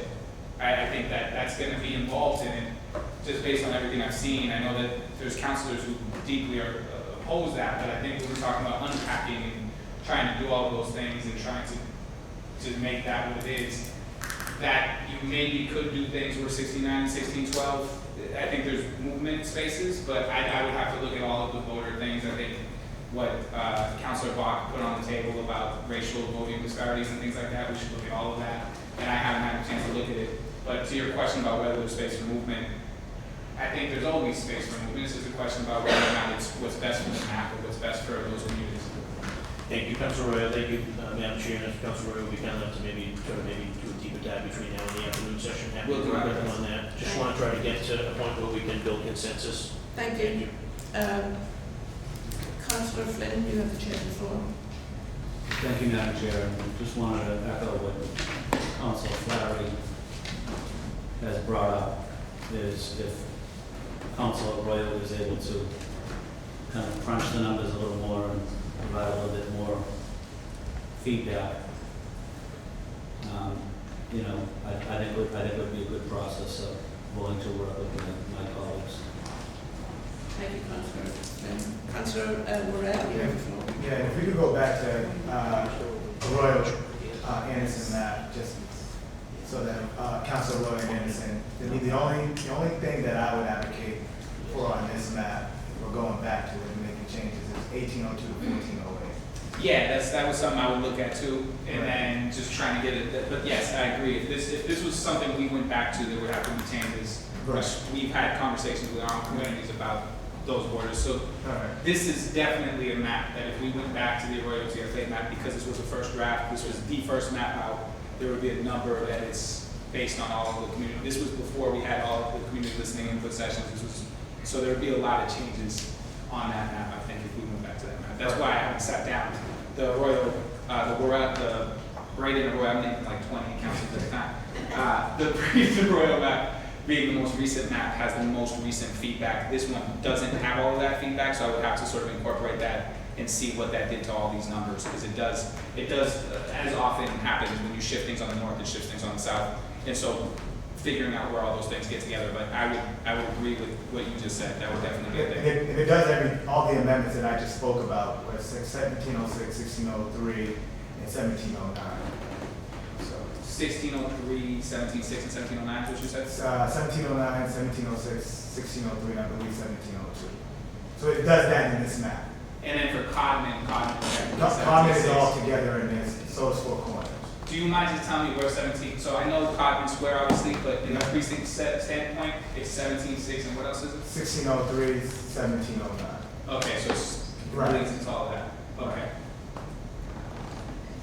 That's good from my head. Yeah. Thank you. Councilor Baker? In the original maps, 17-4, Which original map are we speaking about? we're going back, if we went back to before 10 years ago, when I lost 17-4, 17-14, can I see the numbers, please? Numbers, Wayne? 24, huh? Yeah, no, just put this map up here, let me see the numbers on the precincts. So I lost, which would have been the entirety of St. Greg's Parish. 17-14, 17-12, and 17-4. All heavy black, and especially 17-4. That was the third highest performing precinct in 2011. I would argue, instead of splitting and trying to dilute voices on both sides of Dot Ave, I would argue that if we added that back to our original district, that would create more of an opportunity, because again, I lost three opponents out of those precincts, and Andrea Campbell comes out of those precincts. I would argue that those precincts have commonality with the other side, that 16, 11, 17, 13, 17, 12. In housing stock, in jobs, in the same struggles day-to-day life. Where are the kids gonna go? Clean streets, safe streets. That's where your opportunity comes from right there. Those are strong precincts, strong black precincts. So instead of hurting neighborhoods, and I can respect you wanting to get 7-7 back into Southie. That was a precinct that was given to me for strictly for population. But I've worked on it for 10 years. It's probably the most important, one of the most important precincts when it comes to resiliency and sea rise. Probably the most important on the whole map. Well, I shouldn't say that. In my district, it's the most important.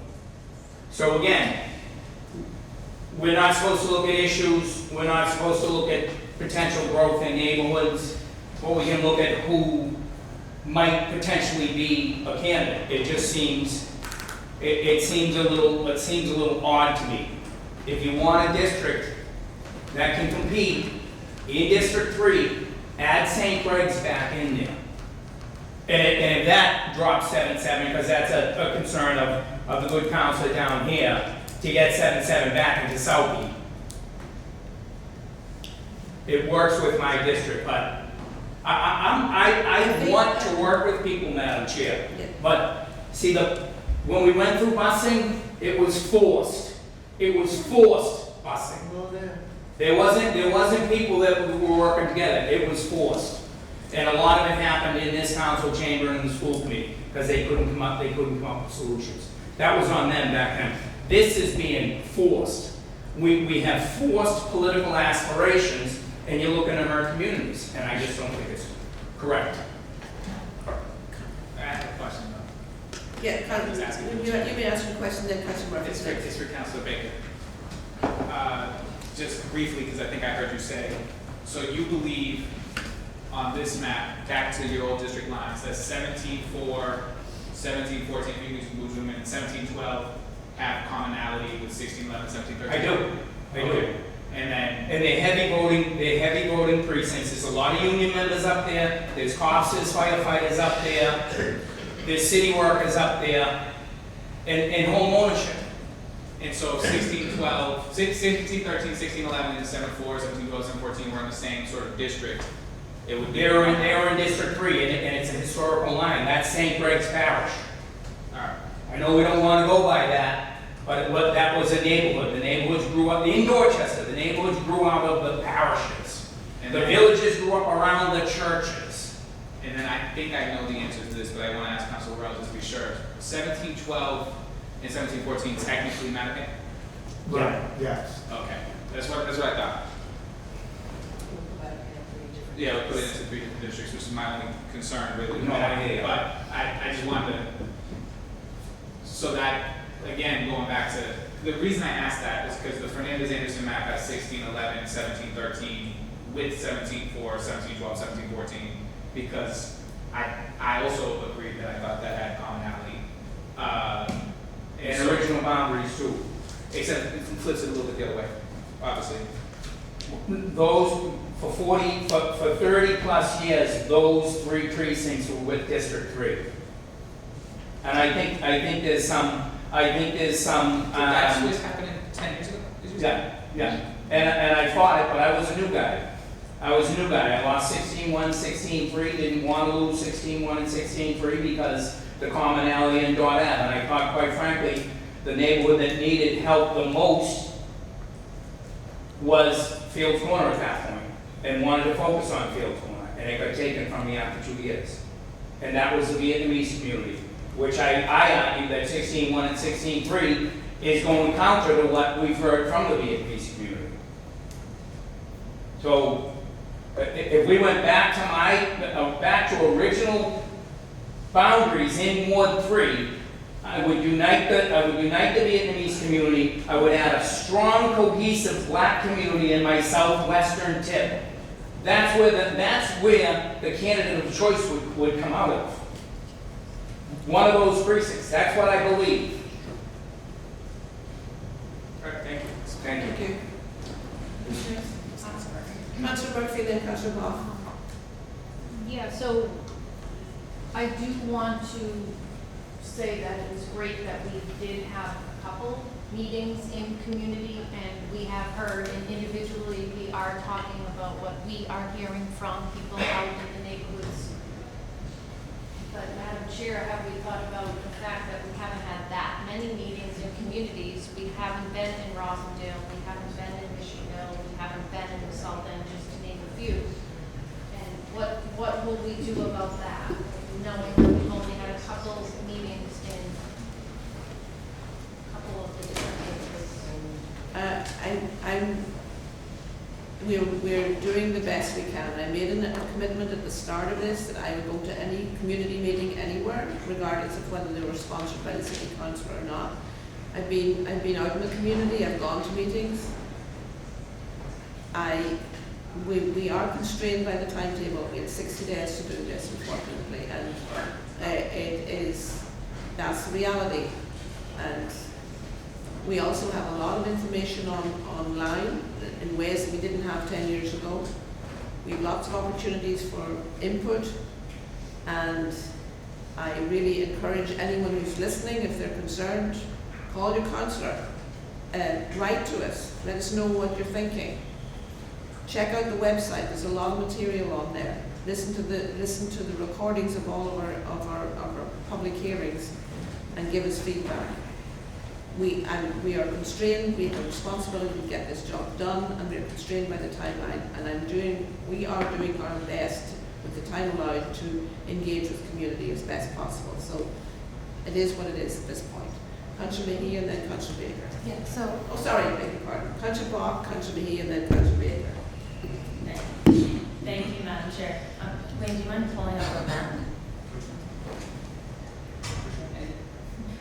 Can you pull up the it doesn't really matter, because it's more, so I do think it's worth just registering that, like, right on the record, that some of the moves are constrained by trying to make sure that we don't reduce total opportunity districts. So for instance, like, if we made the move that Councilor Baker was just suggesting, maybe pull up 1275. This is 1275. Maybe pull up, actually, do you have base?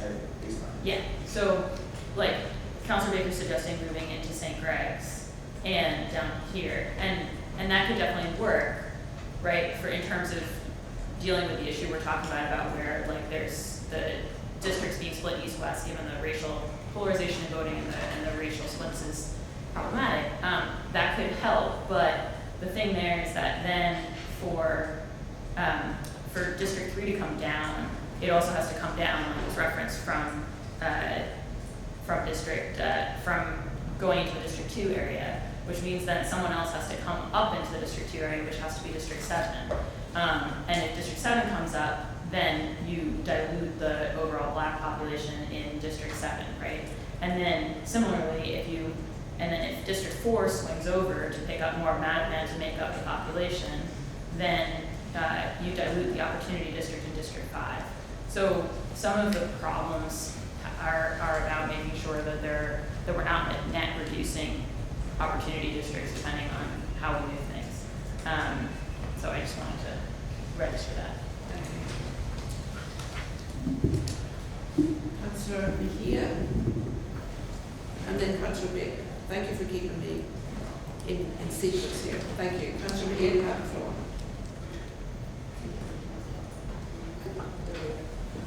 She had her hand up. Oh, beg your pardon. I go after Baker. Okay. Thank you. I want to just note that we have had several public testimony hearings where we've heard from folks from Rosedale. We've had folks come in from different parts of the city to weigh in. So I just want to note for the record that in terms of community listening, I know I have heard in this chamber from folks across the city around some of their thoughts. I just want to note that for the record that those voices have been loud, whether it be through emails or participating in public hearings. So I do believe that, we have done our due diligence in the 60 days that we've had to through this exercise, Councilor Breeden, that I think if we can get focused and continue to move these things around and listen to our colleagues around some of the things that they want us to consider, then I think we're moving in the right direction. Thank you. Councillor Baker, then Councillor Fernandez-Anderson. Thank you, Madam Chair. You keep talking about how we're under pressure to pass this. It's an artificial date. We as a city council can set the date. We could take a vote on Wednesday and say we are going to put this off by 3 weeks or a month, put an end date on it. We're obviously not ready yet. In Council Block, the 3 precincts down in the bottom, they're probably all less than 1,700 people, I would think. So movements in the top of the map, you could probably get with 1 precinct move where I would have the 3 precinct move, not knowing exactly where that's going to be. But we've established that there's certain precincts on the other side of Dot Ave that lead up to Codman Square, so we can't or don't want to touch those. And I agree, because I quite frankly would rather be, and I think if you really want to call it an opportunity district, if you bring it down into Dorchester, all the way down into Dorchester, and we spread across Dot Ave, that's going to be an opportunity there also. Because I do think, and I've made a lot of friends representing the new precincts. I call them new precincts. I've had them for 10 years. But up in the south end, they're all people I would have never met because, quite frankly, I don't get out of Dorchester that much. Shame on me. But I would venture to say that the more we came back and added to District 3, the more you would have a Dorchester candidate whatever color that person is, that would be representing the community of interest, which is Dorchester. I never wanted to go up to 8.6, 8.2 and all that other stuff. Did want to get 7, 13, 5, 7, 10, 7, 9, 7, 8. Those are all historically my parish, St. Margaret's, and Upham's Corner, which Upham's Corner was the commercial space for everybody in Savin Hill, everybody in Upham's Corner. You had Fields Corner, you had Upham's Corner. So I think the commonality there, and again, you were talking about I need to lose in the north. I think that should be a natural thing. But you run the risk of, okay, I'll drop that, and people here tweeting out, oh, Baker wants to drop this. I want my district, District 3, to have commonality. I want my district, District 3, to have some sort of purpose. Purpose being water on the east side, which is we all hear about sea rise and global warming, and then transportation down that spine that is Dockets. I think looking beyond, districts should have a purpose. I'm trying to give my district a purpose. For the person that comes in after me, whatever they look like, I can say to them, well, these are things that I think work in this district. These are things that I think that you could work on. Transportation on Dockets, resiliency and global warming, sea level rise on your eastern shore. So that's what's in my head again, Madam Chair. I think giving me those precincts 17, 4, 12, and 14 would really create an opportunity district for someone that cares about Boston, cares about Dorchester, and cares about the people within District 3 to get elected. That would be the candidate of choice, the person that cared about Dorchester. Thank you. Thank you, Councillor Baker. Councillor Fernandez Anderson. I guess I want to say that, I want to take us back from the beginning when we were actually doing all of these, meetings and with Councillor Ricardo Arroyo, and then all of the politics happened, and then his committee got removed, and then some of us came out and supported, and we talked that stuff, and then there was decorum issues, and then Councilor Breeden, you took it on, and you've been steadfastly holding these hearings and working sessions, with exceptions to the fact that we're back in this room. I think you've done a great job. I think that coming back in this room, the seat's tight. We're talking about access. We should really be back to the chamber. But there were arguments about, how do we point at things. I went back and I listened to stuff I missed. And the points about, how can we actually see, how can we actually point at the map and work together. The same technologies are being used here that can be used in the chamber, but whatever. So here we are. And we, I think, have been accommodating in terms of looking at these changes and these back and forths. And I'm saying we in the terms of the councilors that have disagreed with the decision to come in here. And then there's when we point out the decorum issues, and I don't want to kick the dead horse, but it is important because as Councilor Mejia mentioned it in the previous working session and now here, it's sort of brushed off a little, and I go into community hearings and I'm called racist to my face, and I appreciate the couple of councilors, white councilors that called me afterwards, Mike Flaherty, Flynn, who said, are you okay? Thank you. I would have liked for people to actually stand up in public and be like, hey, that's not okay, but whatever, I was told I couldn't speak, so I couldn't really respond. Now here we are with the process that we have, and everybody's complaining about we are pressed for time and we don't actually have enough time to do more community sessions. Councilor Roy, when did this start again? Since January? How long did we know about this? Since we got elected. And so we got elected, the committee went to Ricardo, we knew that redistricting was happening. We could have all taken it upon ourselves to hold community meetings. Just like Ricardo could have taken it upon himself to hold community meetings, every single councilor here is responsible to their constituents. All of us could have taken it upon ourselves to hold community meetings. Now, nobody did. Until, I'm a rookie, I'll say that, right? You guys know that. I was like, oh snap, I'm a district councilor. as soon as I knew better, I held a community meeting.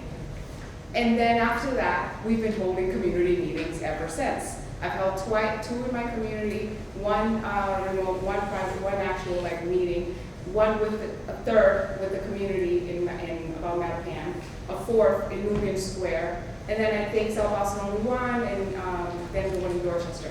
It's on us to hold those meetings. There is no press for time at this point. Council Green has done a good job of being consistent with these meetings, with these working sessions, and hearings rather. The meetings are on you.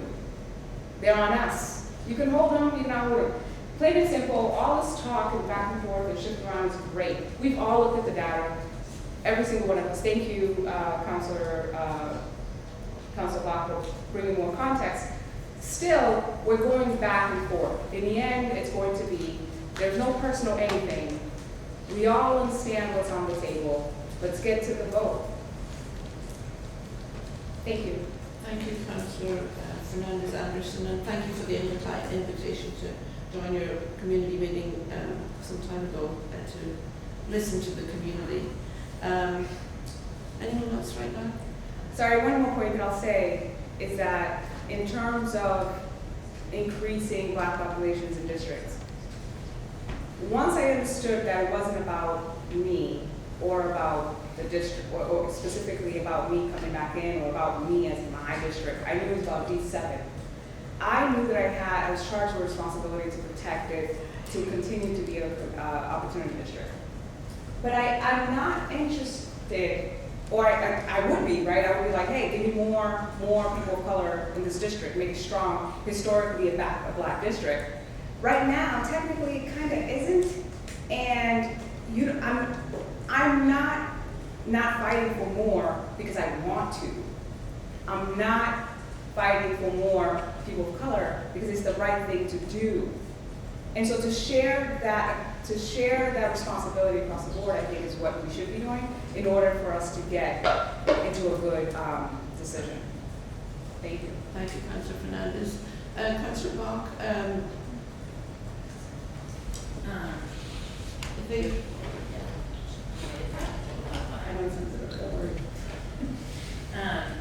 I just wondered, Madam Chair, if I could quickly, because I mentioned some like potential amendments as to Councilor Worrell, but I just wanted to quickly show them because I think it's more helpful visually.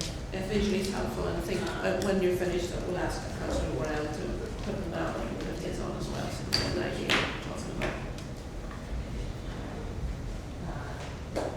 about. Wait. Right, sorry,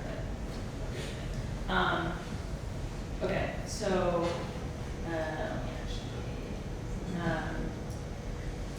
so basically the suggestions, and like I said, these are just suggestions, but up here, just I mentioned 6.3, 6.7.5, and 7.6. So right now, in the current map, the current 12.7.5 proposal, these are all in D3. So I was proposing to put them back in. You change the process. Yeah, putting them back in D2, and then this one 315 is currently in D2. So suggesting grabbing that. Obviously it does sort of like mean that you're sticking into South End and South Boston here. But I will say that this whole kind of area around where the highway goes, and you connect the South End and South Boston. There's interesting infrastructure stuff going on in it, so there is some connectivity there. Then the proposal was to currently this one 4.5 is in Councilor. It's in D2, and so the proposal will be flipped back into D7. It's actually in D7 today. You can see it at the current district lines. And then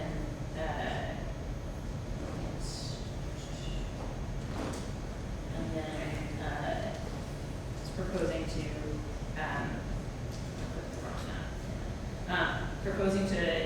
because basically after getting up all this population from D3 to put something back to just nibble here at 13.4. This is, if you look at our neighborhood lines, the Dorchester line runs right through 13-4 and 13-2. So we have 8-5, 13-2, 13-1, Councilor Anderson, spoke for one precinct. I know, but We're having a that's why. It's one precinct. And then,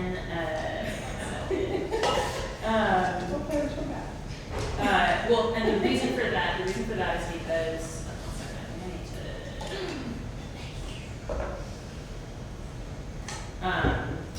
and then, the reason for that is because basically what you find is that you can't only get opportunity related. Can you show the population evaluations? Yeah, I'm just not sure.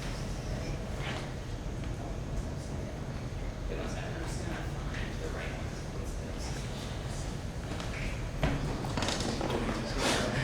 Too many maps.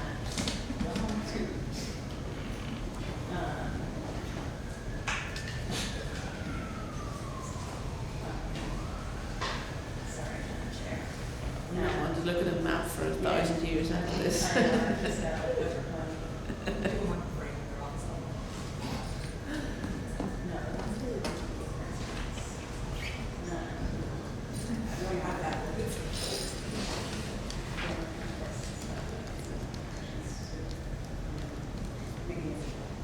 Yeah, so this is, maybe it'll be clearer if I actually do it from the unity map, would that be easier?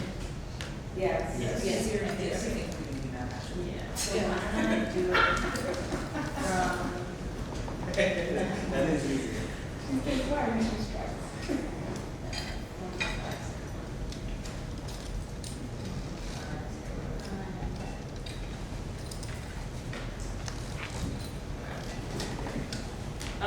When you're done, I'll just make some suggestions. yeah, I have a lot of icons on the desktop. Okay, so this is the unity map. Docket 1270. So my suggestion again would be that you take these three precincts, 17-6, 7-6, 7-5, and 6-1. 6-1 and 6-2 are West Broadway together, 7-5 and 7-6 are Old Colony together. One can ask why our precincts are drawn this way. If you do that, now when you look at population, you see that District 2 is way up at 84, and District 3 is way down, is not way down, but down at 68. So then, in order to get D 2 back down, you put this precinct 4-5 back into back into D7. And yes, you still, What is that? use population wise, it's yeah, it's at 81. And then you also put the ink block into District 3. And then you're still, District 3 is still a little low.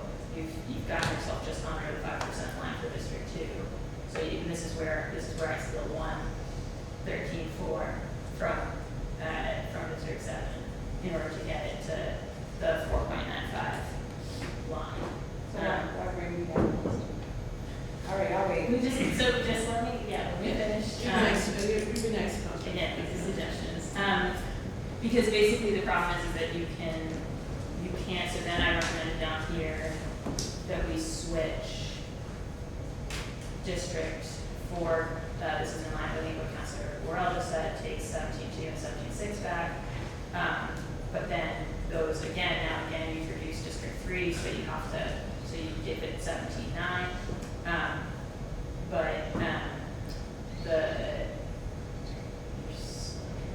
oh right, and then you're also, and that's giving 16-9 back. And that's what gets you back again. And the basic problem is that because as you see here, both District 4 and District 3 are right down at the bottom of the thing. Can we see the evaluation by race?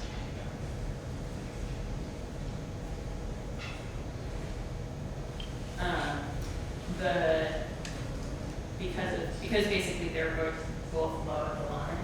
See, can you get hot on that at the same No, time? you gotta check. It's like Massive. massive. Hold on a second. So yeah, if I can just get, I'm almost done with these. So yeah, like I said, I played with it a bunch of ways to promise can't get another precinct from District 4 over because it won't too low. So then your District 3 is hovering just below a line, which is why I was like, it's just still and then while I've got this up here, it is flagging, and again, it's just a flag for the councils over in Rosendale that one of the things I've heard has been a request and like, just putting it on the table with lots of other things. Because there's no way you've heard of my constituents that happen against. No, I'm saying I have heard from people I know in Rosendale, just consider the possibility. We had no friend of ours today. Maria. Excuse me, don't So, okay, is to basically consider the possibility, so if you look at the neighborhood map, this grabs the full neighborhood of Rosendale as we, and then you give 1912 to D6 as a population swap. So that's just the full set of proposals that I wanted to put on the table, and again, that lands you here at a 4.95 variation, but it's all modification off of the 1275. Can we go to evaluation? Thank you, Councillor Fernandez Anderson. Thank you. Councilor Bach, I think this is very helpful because it shows your math doesn't work. So, still love ya. But I you know what I mean? Like, look at the evaluation. What's our evaluation? Yeah, we're in evaluation. Oh, sorry. What is your district? 8? Yeah. C8? Is that 59.5 white? Yep. Sorry, I can't find my glasses. So if it's already 59, right? It's always going to be Baco or someone else white. So why don't we just cut off Mission Hill and unite it with 6? And then put Charlestown on 8, Yep. cross the water. Big changes, we want to be bold. Yeah. We want to be bold, look at us being bold, Priscilla. I think it's worth registering, just for people who are confused, that my first name is Priscilla. And that it's a first name that I don't use, but I am very proud of. I'm actually named for my great grandmother, Priscilla Bach, who got her PhD in astronomy 95 years before I got mine. In history, so yeah, which I like to say is that astronomy is also history, just way back. But she's Priscilla Bach, who I'm named for. She actually has a 30-kilometer crater on the moon named the Priscilla Bach crater. So I'm super proud of Priscilla. But I've been called Kenzie since I was born, so I go by Kenzie. That was a very beautiful way of correcting Frank, but it was my turn still. Excuse me, can I get things back a little? I think we're going to recess shortly, but and come back in the afternoon. But Councillor Fernandez Anderson, you were speaking, and then Councillor Baker and Councillor Flynn. Thank you so much. Really enjoyed that. Thank you, Councilor. So I appreciate this. I honestly do mean that this is helpful, because as we're playing with maps and we're doing that, that's what we all did, right? We realized if we took out Mission Hill, okay, we try to keep people's feeling, not just feelings, but we try to take things into consideration in terms of how it impacts the district overall. And so we made, at least for me, I made conscious decisions not to touch certain areas, because I said, okay, no, not here, this is how it would impact this. No, not here, this is how it would impact this. And so immediately, when I proposed a map, I knew that, in my mind, that it wasn't going to be my map. Or that there's a possibility that it wasn't going to be my map, right? I knew that from the get. And so now that we've all played with the map sufficiently, some of us are not happy. We can continue to make suggestions, but you keep making the same point that I just made in my previous comment, is that we have a really good map. We've had community meetings. We've had working sessions and hearings. And we're at a place now that we're trying to get to a decision, but all of us already know where we stand, kind of. And if someone can suggest more with the issue, where the issue was, and I forget, was it Councilor Lara who asked Councilor Flynn to tell us what we want to give up, because there was the point of contention, and so that we can move on. But everything else, you know, we can kind of agree that, you know, Council Baker made the point of, you know, we can't project future this, but we can project future candidates, like what are we doing? And so, sorry, You can only go backwards and look at the previous candidates, you cannot predict over, that's not true. that's his point. And so, thank you both for reiterating that point. And so I think that at this point is, unless we're going into areas to try to improve, you know, precincts, moving things around, what suggestions are we making? Madam Chair? And don't touch my. May I just clarify, Don't touch mine. because she's responding to my map, just whether, what Councilor Fernandez Anderson's, is the issue here 13-4, or was there another? No. My issue is, as you're playing with moving things around, you're kind of making the same, you're reiterating the point. So I just don't understand why take it from certain areas so that certain councilors are not upset. I don't understand. So if you're making the same points by moving and shifting things around and harming D7 further, because you just brought it down, put the evaluation in, please. So look at D7, what happened to D7. And the numbers were better before. So if you put it back, you'll see what I'm talking about. Yeah, it's a 14, 44, 5. So I would just register and Madam Chair, I'm just briefly being responsive to this, is that I think just the thing to flag is that, and like, there's probably, right, so that goes up from 33.2. Right. I think the thing I'm trying to flag, and it's why, and I thought it might be different, but I think currently today it's at 33. I can't work that.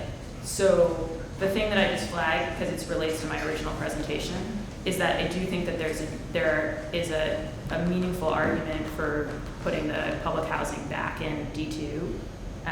And I think there's also a meaningful argument because of the possibility of 1275 sort of overshooting in terms of an effective district in D4, putting 16.9 back. And so what I'm saying is when you do those things, you have to make changes accordingly. And what I'm saying is that when you do that to a district, so you're trying to repair something here that is going to decrease the numbers as an opportunity map in D7. Yet D4 is a way better situation than D7. So why would you go in to try to help out D3 or D4 and further and decreasing the population of people of color? When we, by the way, have lost a third of Black population in District 7 in the last year. So when you do that, I'm saying to you, we're trying to do the least harm. What you're doing is not doing the least harm. If D4 is already good, why would you then harm D7 to help D3? The local voting analysis, like in the off years, means that the splash in D4 is big. That the splash in D4 is there's a big swing between the way that the precincts in the South vote and the way that they vote in comparison to D4 overall, whereas for the swing that happens with these precinct shifts in D7 is minor. So that would be my, but I think it's more conversation. And when you go look at the evaluation that you guys looked at in terms of who voted for who, you will see that you're actually hurting D7. And I don't want to get too much into it, but the point is that you use your previous point, you use data to say the opposite. And now that hurts, that goes against your point, and it hurts D7. So, folks, I have something else I need to read into the record. Councillor Baker, Councillor Flaherty, Councillor Flynn, and then, sorry, beg your pardon. Just have a quick response to that, Council Barnes. Am I here? I'm just gonna give. Am I here? Okay, folks. I'm going to, yes, before I made an executive decision here. I think I'm going to read this document into the record and we'll pick this up again. Can you hold your questions? We've had a 2-hour session. I want to just read this into the record. And can we pick up, hold your questions, bring it all back in at 2 o'clock. All right. So there was some questions. Floor is a public. Oh. Or we're recessing until 2. Oh, no, thank you. No. No, it's 4. It's 4 o'clock, so public hearing. Sorry, wrong schedule. Closing out or coming back to this one? Well, This is different, this is. I think we've got lots to think about. I think I will choose to adjourn this and we'll come back for a public hearing at 4 o'clock. Wait, we're not coming back into here, we're not stretching out? Oh, Because I thought we were gonna stretch out and come back. hold on. We have a lot of questions, Madam Chair, hence, we I don't know, have to okay. vote on this, we Yeah, I thought don't have to vote on Okay, this Wednesday. so- Quick break. We have to eat. I think if we eat and rest and take some physiological break here, that we will do better in the afternoon. So we will adjourn until Chair Braden, can you just explain the schedule? Please stop. That was 10 to 1. the schedule. Today, we have this working session. We can recess for a little while and come back. Then we have a working session tomorrow at 10 a.m. and we have a public hearing this afternoon at 4. Madam Chair, was today 10 to 1 or was it 10 to 12? I'm just We had a start time, we didn't have an end time. So we can continue working. I want to read this, there was some question about the demographic data methodology on ESRI redistricting versus redistrictor, and I'd just like to put this into the record. It is important to note that the methodology used by the U.S. Department of Justice to code race and ethnicity demographic data for civil rights enforcement and redistricting purposes differs from how most demographers would categorize data for other purposes. The ESRI mapping software follows the conventions recommended by the Department of Justice in their September 1st, 2021 guidance on the use of race and ethnicity data in redistricting. This differs from other commonly reported race and ethnicity groupings in that it groups those reporting two races, one white and one non-white, as being members of the non-white race reported.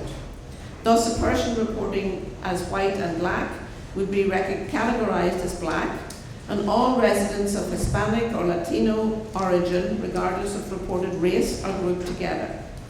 Because of this, you might draw the same district on both ESRI, redistricting, and districtor online mapping tool using the same 2020 census data, but each might present different percentages for demographic breakdown.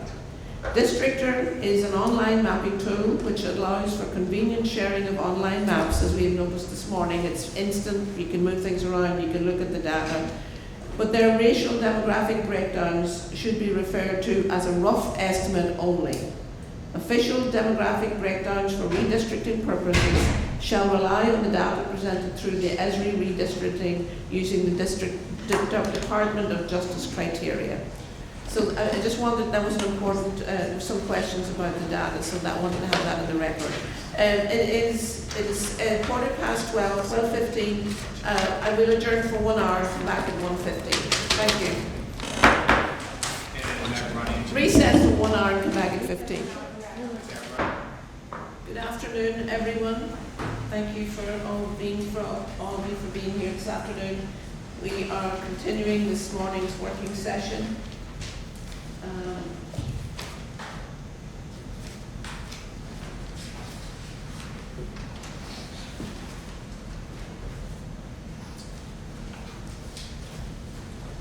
So in attendance we have Councillor Murphy, Councillor Flynn, Councillor Baker, Councillor Mejia, Councillor Coletta, and Councillor Worrell.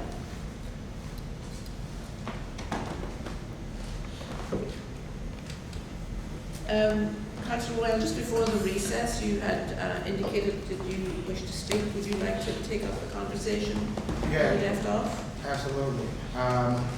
This was just in response to Council Box's proposal on her amendments. If Wayne could bring up the map, so I could just put it on the screen. But it's, as I mentioned before, keeping that common square community intact is important for the district. It's a community that's been organizing for a very long time. Since Wainwright Park was part of that big wing in this community organizing, changed the name to Dr. Les Park, who was community activists, civil rights activists. A lot of events and programming has gone on at that park. And the head of the Cape Common Square Neighborhood Council actually lives inside of 1603. So 1603, 1706, that's all the Common Square community. And then also 1702 is part of the Four Corners community, which has the Four Corners Coalition. The Four Corners has been historically part of the district for part of Dorchester. There's a lot of organizing going on there. They've been playing an instrumental part in making improvements to Mother West Park, and then just the whole Voting Geneva Action Plan, which is an investment that's supposed to be hitting the community in the near future. And then also going back to like 1709, I believe if you zoom in, you might see Common Square Apartments, but right next to Common Square Apartments is the Dorchester YMCA.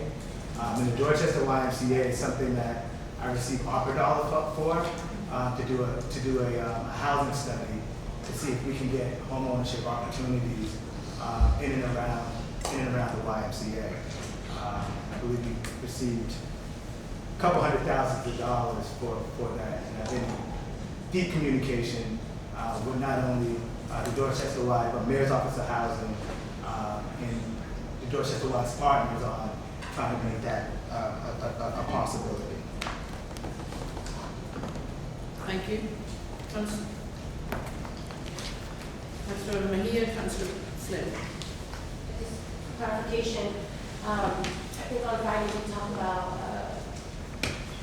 I just need some clarity on whether or not we're going to make council priorities and projects that they're working on as part of our decision-making process, because regardless of whether or not Councilor Worrell is the district councilor representing this area, the work that he's proposing should still happen, right? Without under his leadership. I'm just curious. I think that's the senses, you know, incumbent councillors have been working on projects in a neighbourhood where the lines might change, so that's part of the conversation, part of the calculus. So I think Councillor Worrell is just flagging up, you know, the issues that he's concerned about in this meeting. So he's just putting that into the conversation. Because this exercise is about the next 10 years. Yes. So I just want to remind ourselves about the exercise, what happens in the next 10 years, not what projects before that. Right. And I just want to also name, like, I've looked at analysis, you know, not only, you know, voting age population, past elections. And I'm happy to, you know, take a look at that when it comes to not only advocating for, you know, or letting the body know about ongoing projects, but happy to dive into how any of these changes impact election results. And I still think we're meeting, you know, what we're trying to achieve here with the changes.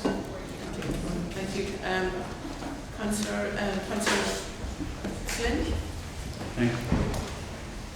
Thank you, Madam Chair. I just wanted to, well, actually, I wanted to ask, Madam Chair, ask Wayne. Wayne, I didn't notice when we were looking at the demographics of the breakdown by ethnicity, I didn't see the Asian community included. That's one question You have to switch out one. Okay, Population. so we only can get 3 on the, Yeah. okay. Okay. It's just helpful to me when we do this, if we can also include the Asian community, at least go back and forth a little bit. Thank you, Wayne. And the second point I wanted to make, I wanted to bring it to Councilor Flaherty's attention as well.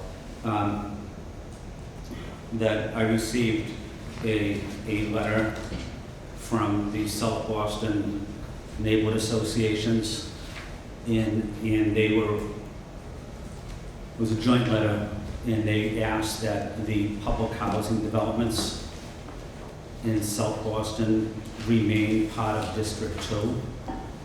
Their argument is they play a critical role in the community, in the neighborhood, and most of the diversity in our neighborhood is included in the public housing developments, and we don't want to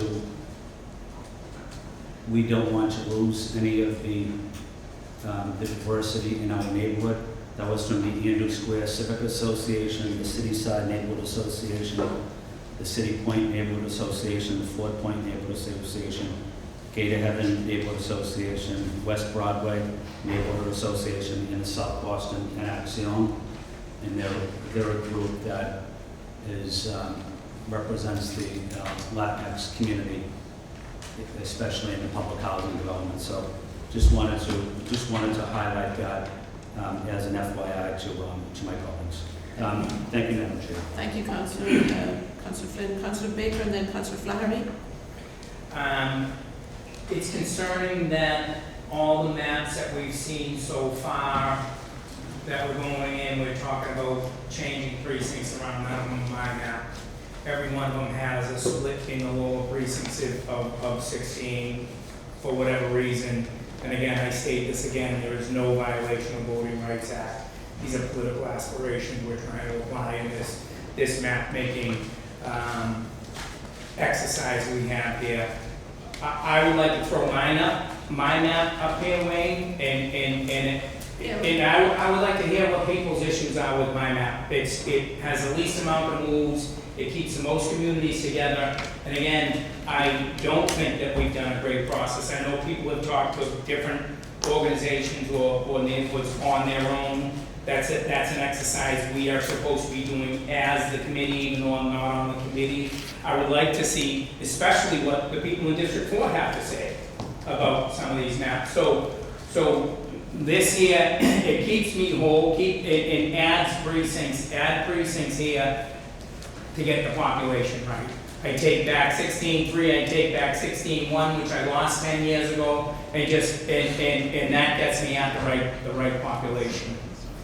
I don't have my speaking points in front of me, but I know one thing it does. We have Eddie, Shed, Bay Village, and they go into District 8. If you notice, District 7 has very, very minimal changes there.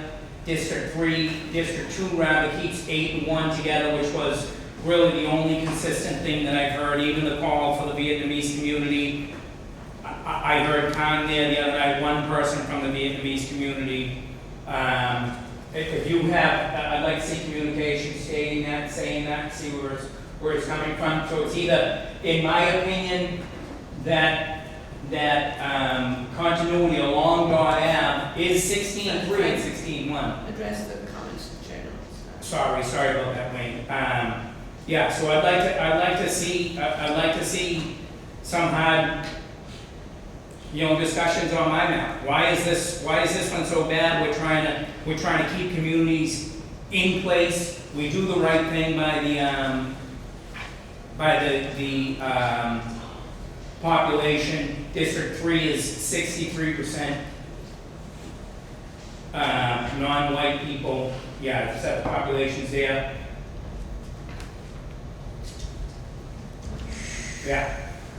So 63% non-white, and I would argue and again, back to the argument that happened earlier, if you wanted to shave something off there and give me those lower precincts, which are high voting black precincts, I don't have a problem with that. I'm trying to protect my boundary down there. I want my district to have some cohesion. I think you guys are focused on political aspirations, and you're cutting my district up so the person that comes behind is going to have a disjointed district.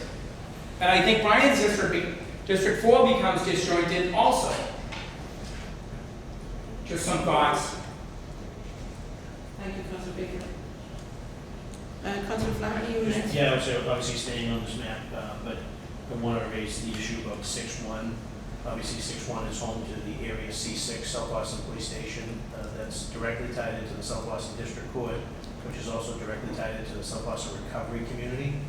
All of our treatment and recovery in halfway and three-quarter houses that are all part of the South Boston Drug Court, which has done yeoman's work with respect to treatment and recovery, as well as the suicide cluster that we had several years ago. So I would caution trying to take 6-1, area C6, and the relationship with the South Boston District Court out of South Boston.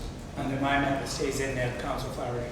No, I understand. I mean, in most maps, maybe even if you can, through the chair, Wayne, do you have the ability to compare the Arroyo Anderson map side by side with the Council Baker map? Unfortunately, I think it's difficult. Is it possible to put them side by side? I don't think it is. It's just in view, no, just from the point of view of folks who are joining us remotely, we need to try and put it on the screen. Because I wanted to sort of take a peek through the chair, wanted to take a peek at both those maps and then kind of get back to the crux of Councilor Worrell's comments in the first part of this working session, and then as well as Councilor Baker's theirs, their districts along with District 2. So it's really kind of a 2, 3, 4, and then maybe how that ties into 7 and 8. I have those breakdowns on a board. I'm gonna have someone getting it. So we could take that, so those questions, and again, this is what Councilor Worrell raised in the first part of it, and then he was followed by Councilor Baker. Their initial concerns about their respective districts, and whether you do, say, a push and pull, if you will, in either Councilor Baker's map or a push and pull in the Councilor Arroyo, Councilor Fernandez map. Maybe inching closer to potential consensus while adhering to all of the principles that we're working on. Can I speak to that? That also takes into consideration, Madam Chair, that Councilor Flynn has since obviously indicated the 13, 14, 15 precincts that are potentially in play here. Councillor Baker, do you want to speak to this? So do you not have anything to say about my map, Council Flaherty? That's it. I want to see how the questions that both Councilor Worrell and you raised in the first session, how it plays into your map, and also how it plays into Arroyo Fernandez map. Well, That's helpful. let me speak for myself. The Arroyo Fernandez map has me from way down there in Dorchester, way up into, I think it's Quam Ave there. Again, as a district councilor, I'm looking to have commonality in my district, so the person that is in this seat has something to work on. I don't see the commonality between that top precinct that's up there. I don't even, is it Quam Ave? Scotland Square. Yeah, Copley Square, with Fields Corner, with Upham's Corner, with Ashmont, with Adams. That is, what's your commonality? This District 3 and District 4 are Dorchester District. They should be Dorchester centric.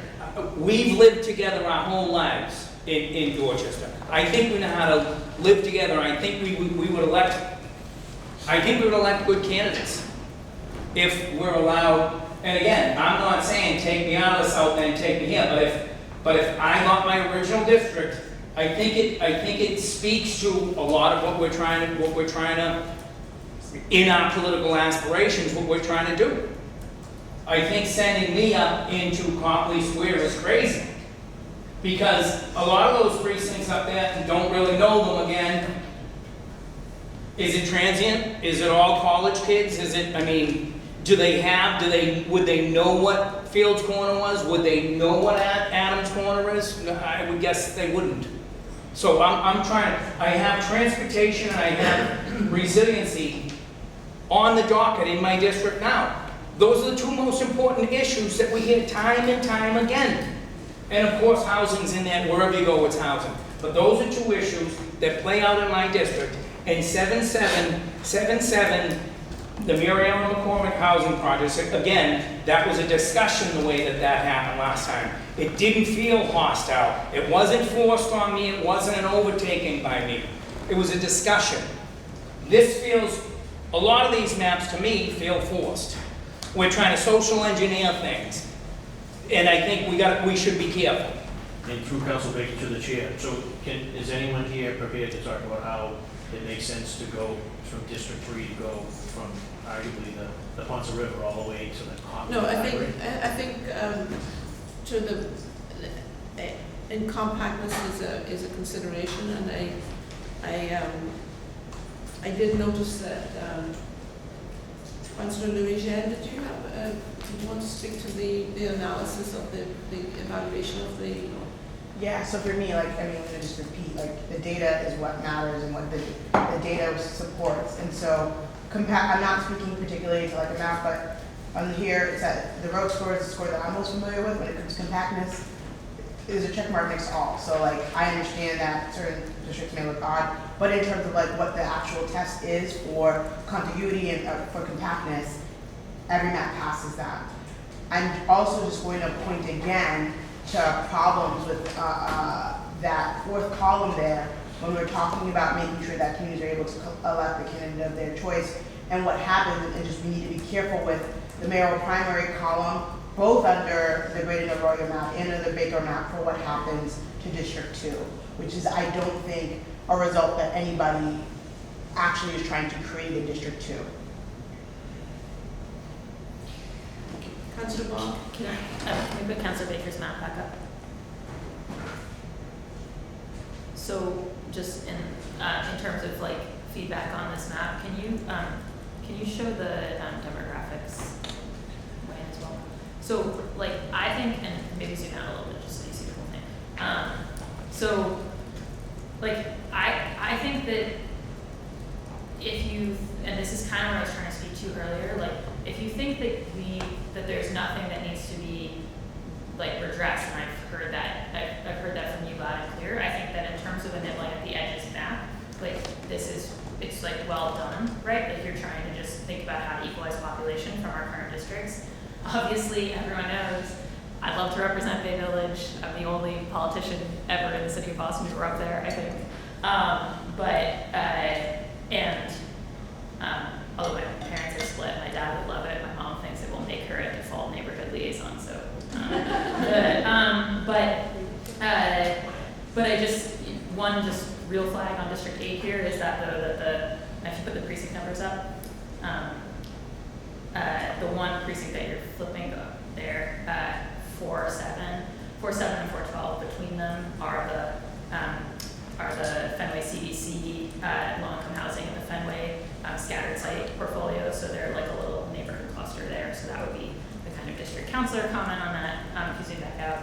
But I think like the fundamental issue, if you go to the demographics again, I mean, we keep coming back to the same question, right? Which is like this map still has the white population of District 4 in the single digits, and like fundamentally, like I said earlier today, you know, if you think about the whole Dorchester area as one where in that Lewis-Abbey-George race, there's like a comfortable blue margin.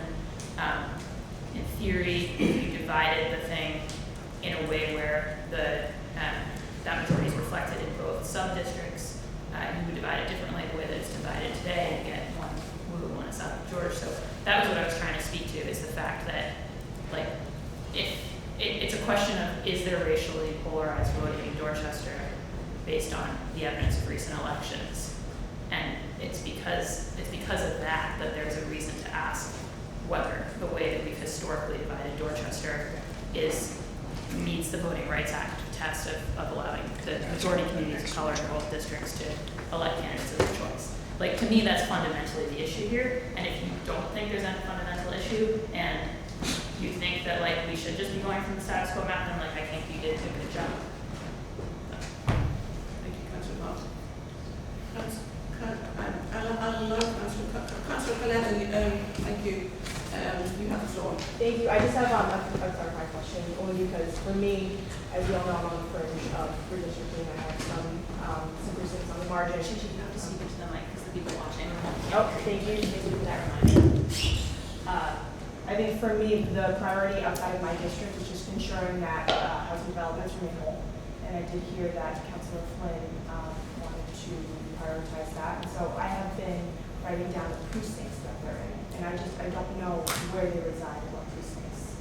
The housing developments you're talking about, Council Plan are, and I would like to just make sure that I have that from my record, so if we can go back to that, and that's my only question right now.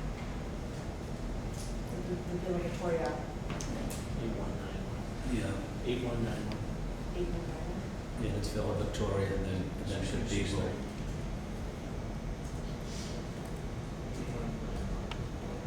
Are there any other precincts? Also, next to Villa Victoria is West Dedham Street, which is BHA development. It's a senior development, senior housing. I mean, yeah, for me, this is splitting public housing developments is completely antithetical to having folks realize their organizing power and mobilizing. But that's not splitting. Your map does not split them. It does not. Okay. 8-1 and 9-1 are together there? And then, Yeah, can you see the Advocates map? Advocates map?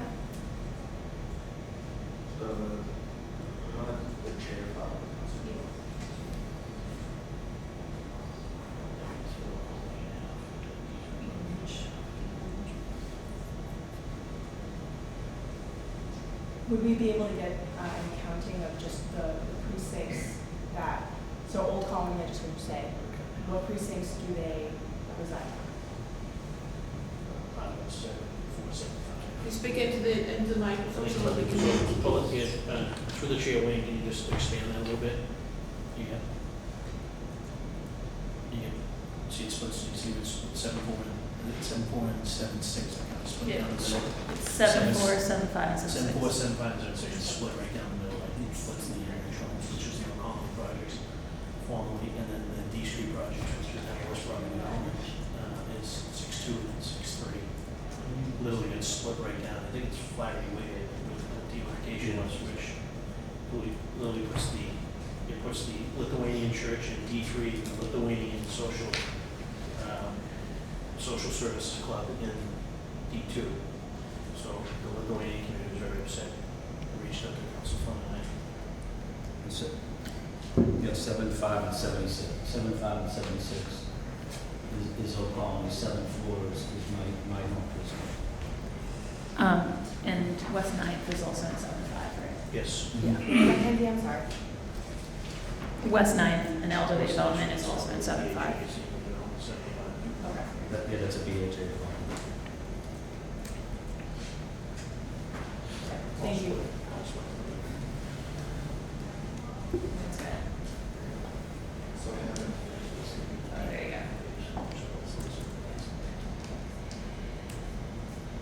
Councilor Coletta, that's. No, this shows you how the housing developments cross the precinct lines, like that light blue one is Old Colony. So it's across 3 precincts. This slide is exactly what I was looking for, so I'll just be sure to review that. Thank you so much.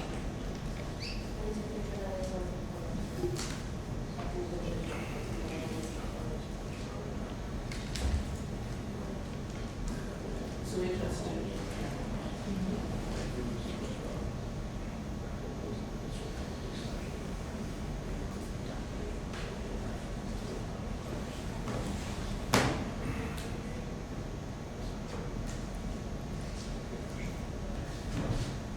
Really quick, Chair, where can I find that slide?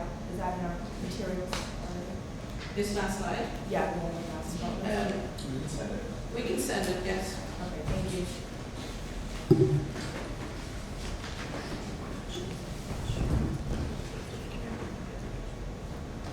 Do you have a Councillor here? Do you have? Councillor here, you have the chair. You have the, I keep sending you the chair. Would you like the chair? You have the floor, sorry. So I just need some clarification. Excuse me, can we, From one person at a time, please? Councilor Flynn, just some clarification through the chair to Councilor Flynn. I think you mentioned that the housing developments, is that the only neighborhood? Are those the only places where you're drawing people of color from? In South Boston? Yeah. No. I think the majority of the residents would be public housing now. That's what I thought I heard. Yeah. And then, I'm just curious as to how have you seen, that community build power? What does that look like? Can you repeat the question? Can you share with me how the residents of these, housing developments, can you point to examples of how they've been able to build power? Yeah, that's a good question. I think they've been able to build political power through working with the neighborhood residents, elected officials, in getting services and programs and getting a new development at Ian Lynch Homes built, along with West Broadway rebuilt, I should say. We're in the process of rebuilding Mary Ellen McCormick as well, but also with my staff, because I have the most diverse staff on the city council, two women that speak Spanish, and most of my public housing developments, people speak Spanish. So the two women I have interact with the residents of public housing almost every day. My two staff are from Dominican Republic. So language and communication access is a critical part, along with supporting immigrant rights as well. So, If I may just add to the chair, both St. Monica's and St. Vincent's have masses in Spanish. We have the Laboratoire, which is an immigration and refugee center, along with the South Boston Neighborhood House and the other social service and civic organizations, constantly reaching out and constantly working with folks in the development of all races. Councillor Murphy and then Councillor Louisiana. Council here, I think also the South Boston nonprofits work closely, and I know Kathy Laffer spoke on it. My auntie Kay works with them. I know we've had a few forums over there before Ann went to ONS. She was part of that group where they really work closely and empower those communities there also. Giving people in public housing opportunities for job training, economic development, employment. I think there's an important part of connecting public housing with what's happening in the South Boston waterfront. If the South Boston waterfront, in my opinion, doesn't work for communities of color or immigrants, it's not working. And I'm trying to tie in residents of public housing with the South Boston waterfront, especially on life sciences. I want to make sure my constituents in public housing have equal access in internships in the South Boston waterfront. That's a priority of mine. Thank you. So I'm just going to finish up because a lot of people chimed in. Yeah. No, I was just answering the question, Yeah, Council. so, Multiple answers to your let's keep on there real quick, right? Councillor Hill. Because when I look at the South, what is it called, Seaport, that's the problem here, right? So, I mean, there's a lesson here to be learned how people of color can't afford to, or are not allowed to live there, right? We can't afford to live there. We have, the way it was developed was intentionally to, segregate people of, poor backgrounds. So I just want to name that, right? So here we have a District 2 situation where when I look at this map, I think that it's important for us to just be mindful of just the powers of influence and where they lie, right? And where they don't. And I think that communities who have been organizing and trying to build, I'm just curious if the outcome of the Seaport would have been very different if there was real power there. That's all I wanted to know. Let's keep going. Councillor Louisiana and then Councillor Hall. Thank you, Chair Braden. One thing I just wanted to clarify, because it's been said like multiple times over a few hearings, that like, there's no prohibition actually on considering future projections. It's not like, it's not a redistricting principle, it shouldn't be the first thing that we consider, but nothing bans us from like talking about it as part of this process. I just wanted to put that out there. Second, there's been a discussion ever since the beginning that like all we need to do here is nibble around the edges. But then there are things that we do need to consider. And I think that, again, the data that was presented by Councilor Block regarding racially polarized voting means that we need to do more. And that's why Professor Dushan's presentation was really important, because we talked about how sometimes the idea of core retention, which is the idea of just all you gotta do is nibble around the edges and the core basically remains the same, sometimes gives way to other redistricting principles, and sometimes gives way to compliance with the Voting Rights Act in order to, so that communities can, of color can elect the candidate of their choice. If voting really were just about, or if voting rights success was really just about, like a few black people vote for a white candidate, or if voting was all about, just about relationships, then there would be no need for a Voting Rights Act. And so we have it in place because there are all these other mechanisms and biases that seep into how people vote and how the preferred candidate of communities of color, how they perform. And that's why we have to do more than just nibble around the edges. Councilor Bach? Thank you, Madam Chair. I just wanted to speak to South Boston and Acción and the Latino organizing and the developments, because again, it was something that I was privy to when I was working at the Housing Authority. I don't think it's fair to, with due respect to Councilor Mejia, to blame the lack of organizing there for what happened in the Seaport. I think there's been a significant demographic shift in Mary Ellen McCormick and Old Colony, such that you've seen the Latino community there build in just the last 10 years. And then be very successful in organizing, both for their voices in these redevelopment processes and making sure there's one-for-one replacement and lots of benefits to tenants, but also for more immediate things related to repairs, et cetera. And actually in the 2017 cycle, we were very frustrated. I was working at the Housing Authority, and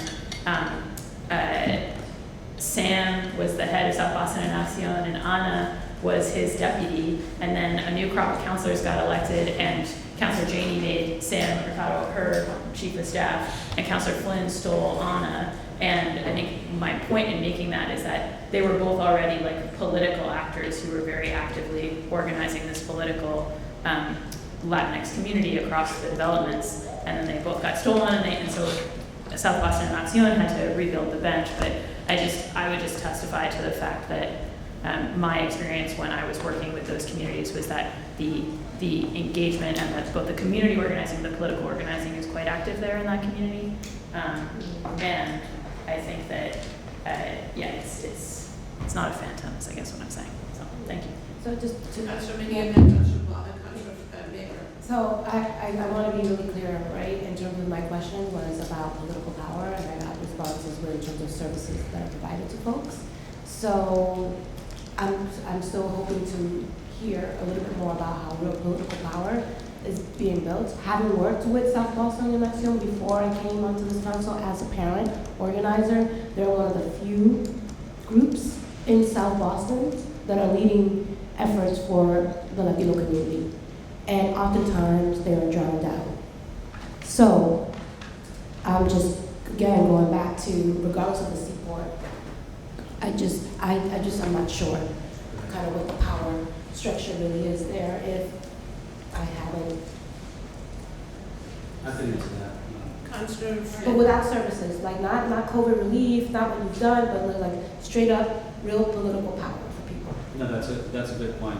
Just after the break that we had this afternoon, South Boston and Acción informed me that there was a rally up in front of City Hall in support of immigrant rights. That's one of the events I attended with some of my colleagues. But it's supporting rights of immigrants across the city, including those in public housing developments. I think that's important.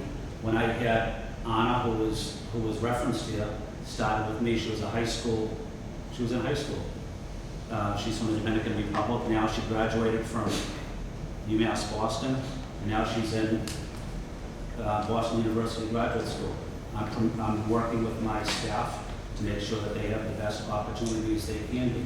I'm also doing community organizing in the public housing developments to make sure that their voices are heard at the city level, the state level, and the federal level. I reference the federal level because immigration plays a key role in public housing. And as a white elected official, I have a responsibility to advocate for all of my constituents, but I try to do the best I can on immigrant rights. I think it's important to have a white elected official that supports, that does a lot of work on immigrant rights. And I'm not going to apologize for that. Some people may not like it, but I represent an immigrant community in South Boston. I especially represent an immigrant community in Chinatown. And that's why it's important to me to be involved in federal immigration issues, which I have been over the last 5 years. There probably hasn't been an immigration rally that I have not been to, whether it's Haiti or El Salvador. I know the critical role immigrants play in our city, whether they're documented or undocumented. They have a strong leader in me. That's what I'm all about, Councilman Gay. Thank you. Councillor Baker. Thank you, Madam Chair. Political power, again, we're talking about all these abstract things here, I think.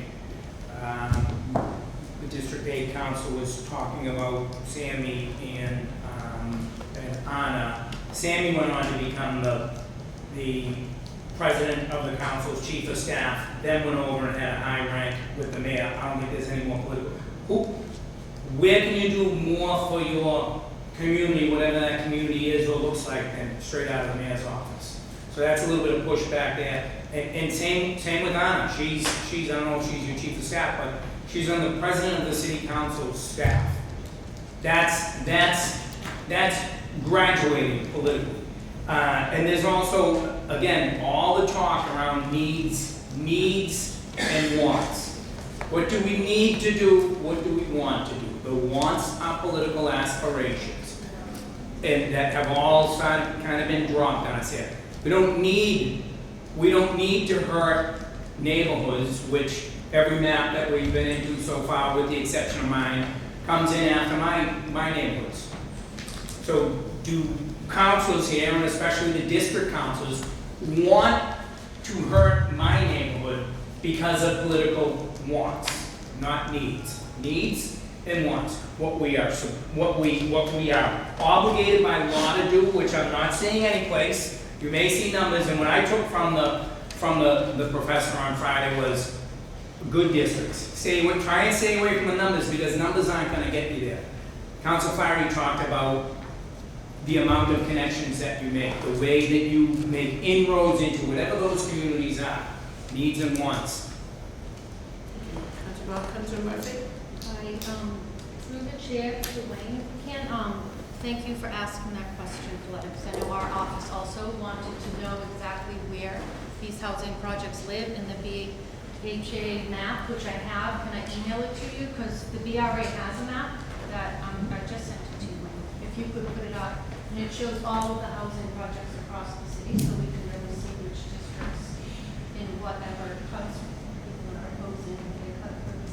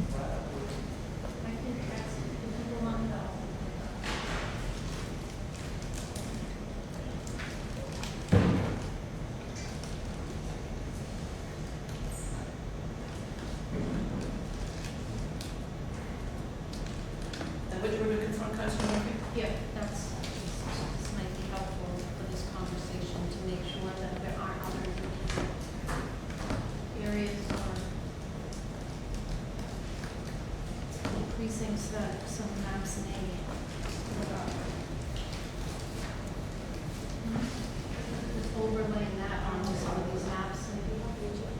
Yeah, right. Are those the orange things are the BHA? Yeah. Because Rockville only has one? Wow. BHA, yeah, these are the BHA. I know there's other affordable housing units. Can we get something more reflective of like, yeah. It says 2022. This now is intended. Those are BHA units? No. Boston housing, yeah, Boston public housing.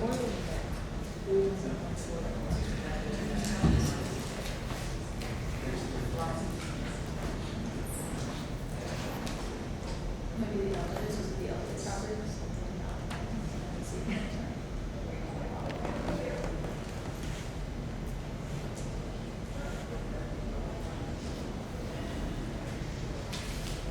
So,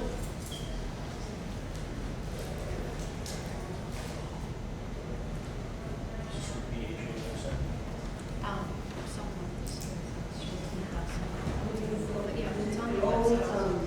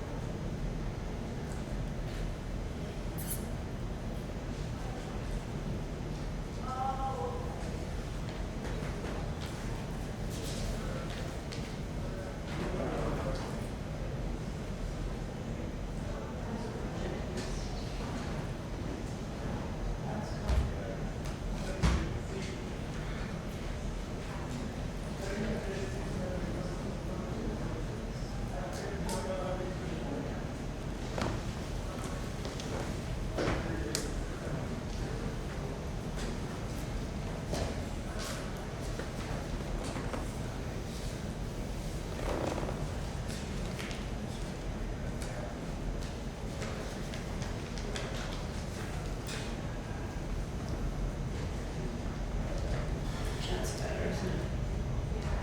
Well, I mean, if we're talking about housing development, or we're talking also Boston, voucher holders. I mean, because, you know, my mom was on Section 8. She still had to get recertified through Boston Housing Authority.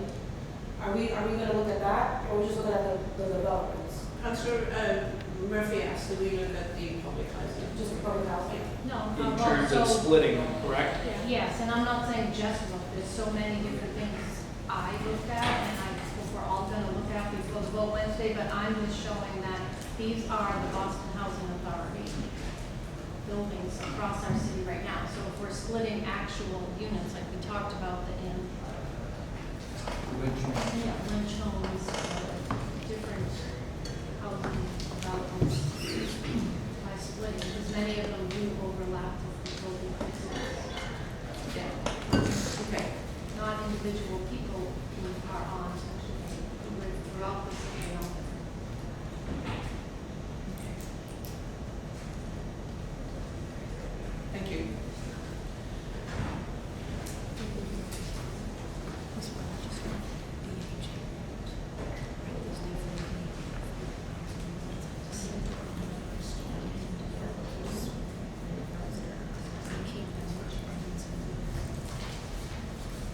Anyone else want to talk about amendments to the, or anything that they want to have considered in our deliberations or consideration of the maps?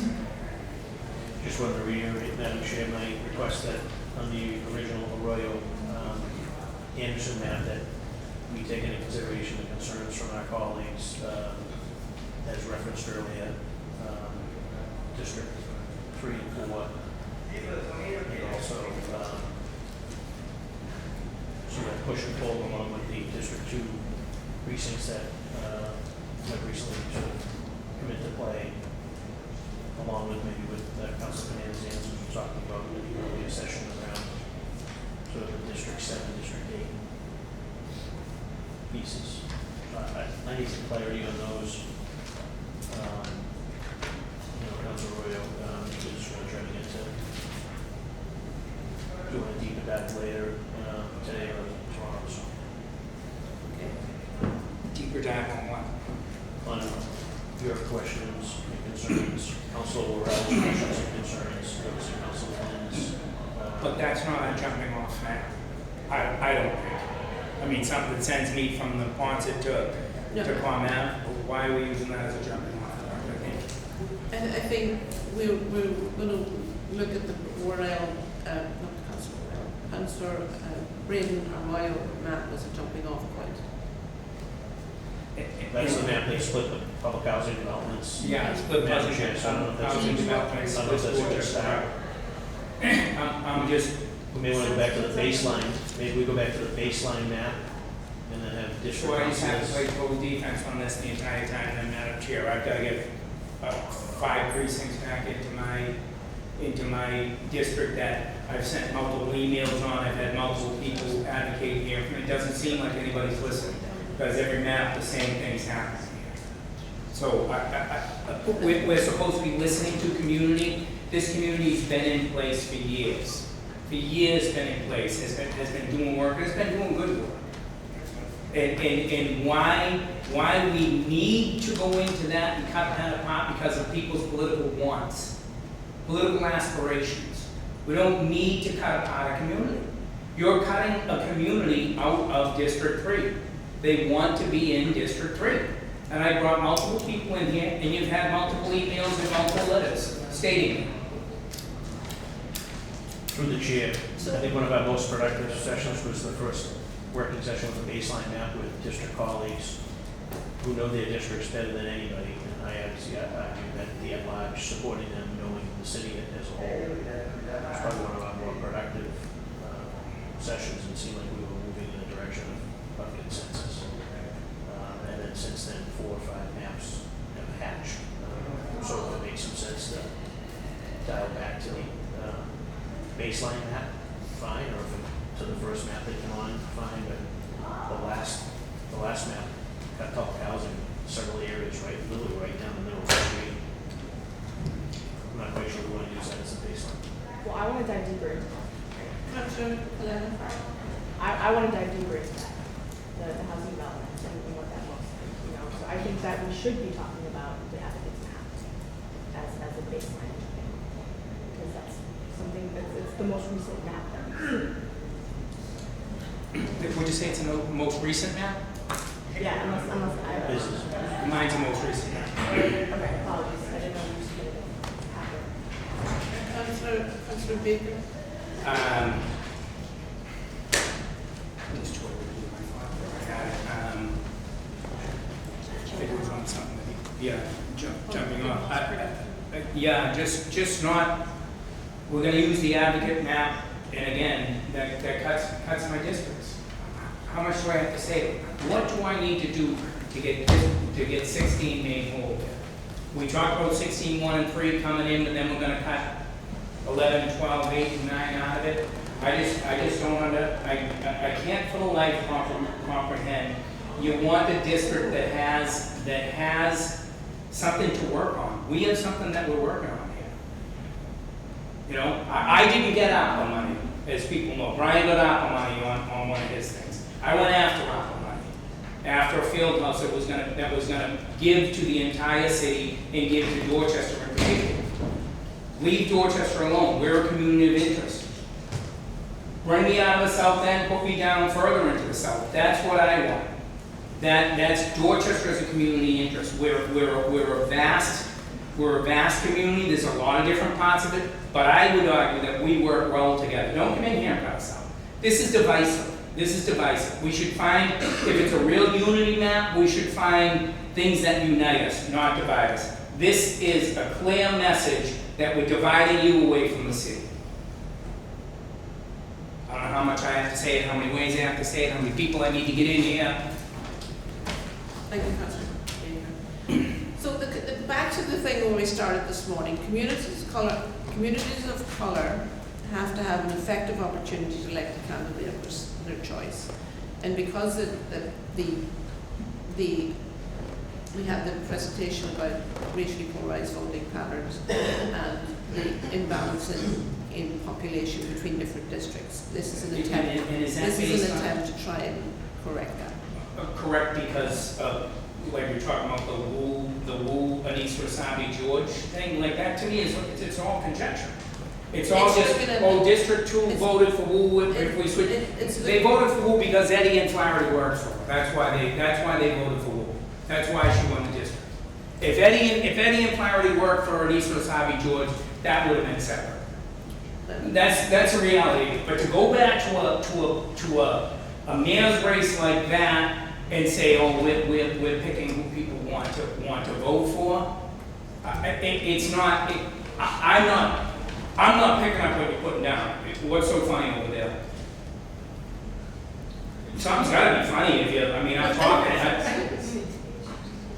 Does that make sense to you? Wu won District 2 because Eddie and Flaherty worked for her. We switched the numbers around. Oh, George won this. Guess what? George won a horrible. She ran a horrible campaign. That's why she lost. She should have won District 2 without Eddie and without Flaherty. If she were a better candidate, she would have won it. But yet we're going to put our arbitrary boundaries on us. It's crazy. We've looked at several races that would indicate some patterns there. Councilor Mejia. Yeah, so I would say if we want to look at my race, because I didn't have anyone working for me. None of my council colleagues were on my side in 2019, and maybe some of y'all came along in 2021, but I think my race is a real clear indication of, if we really want to look at that, because nobody worked for me but the people. So I think that that's something to be said in terms of kind of like. So let's go up and explain it. Thank Like we're talking about. you, Councilor Mejia. Councilor Murphy. Just so I'm clear, what you had just said, are you saying that Councilor Bach's slides from earlier are being used? No. I wasn't sure if I heard that, I'm just wondering if that's, I don't know if that's what you just said to Councilor Baker.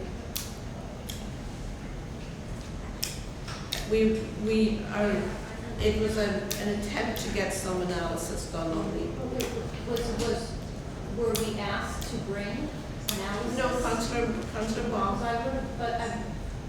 Councilor Bach brought that up her own volition. So can we have a hearing tonight or tomorrow with other people on the council presenting with data to back it before, like this rush vote Wednesday? Because I think every question that comes up is great questions.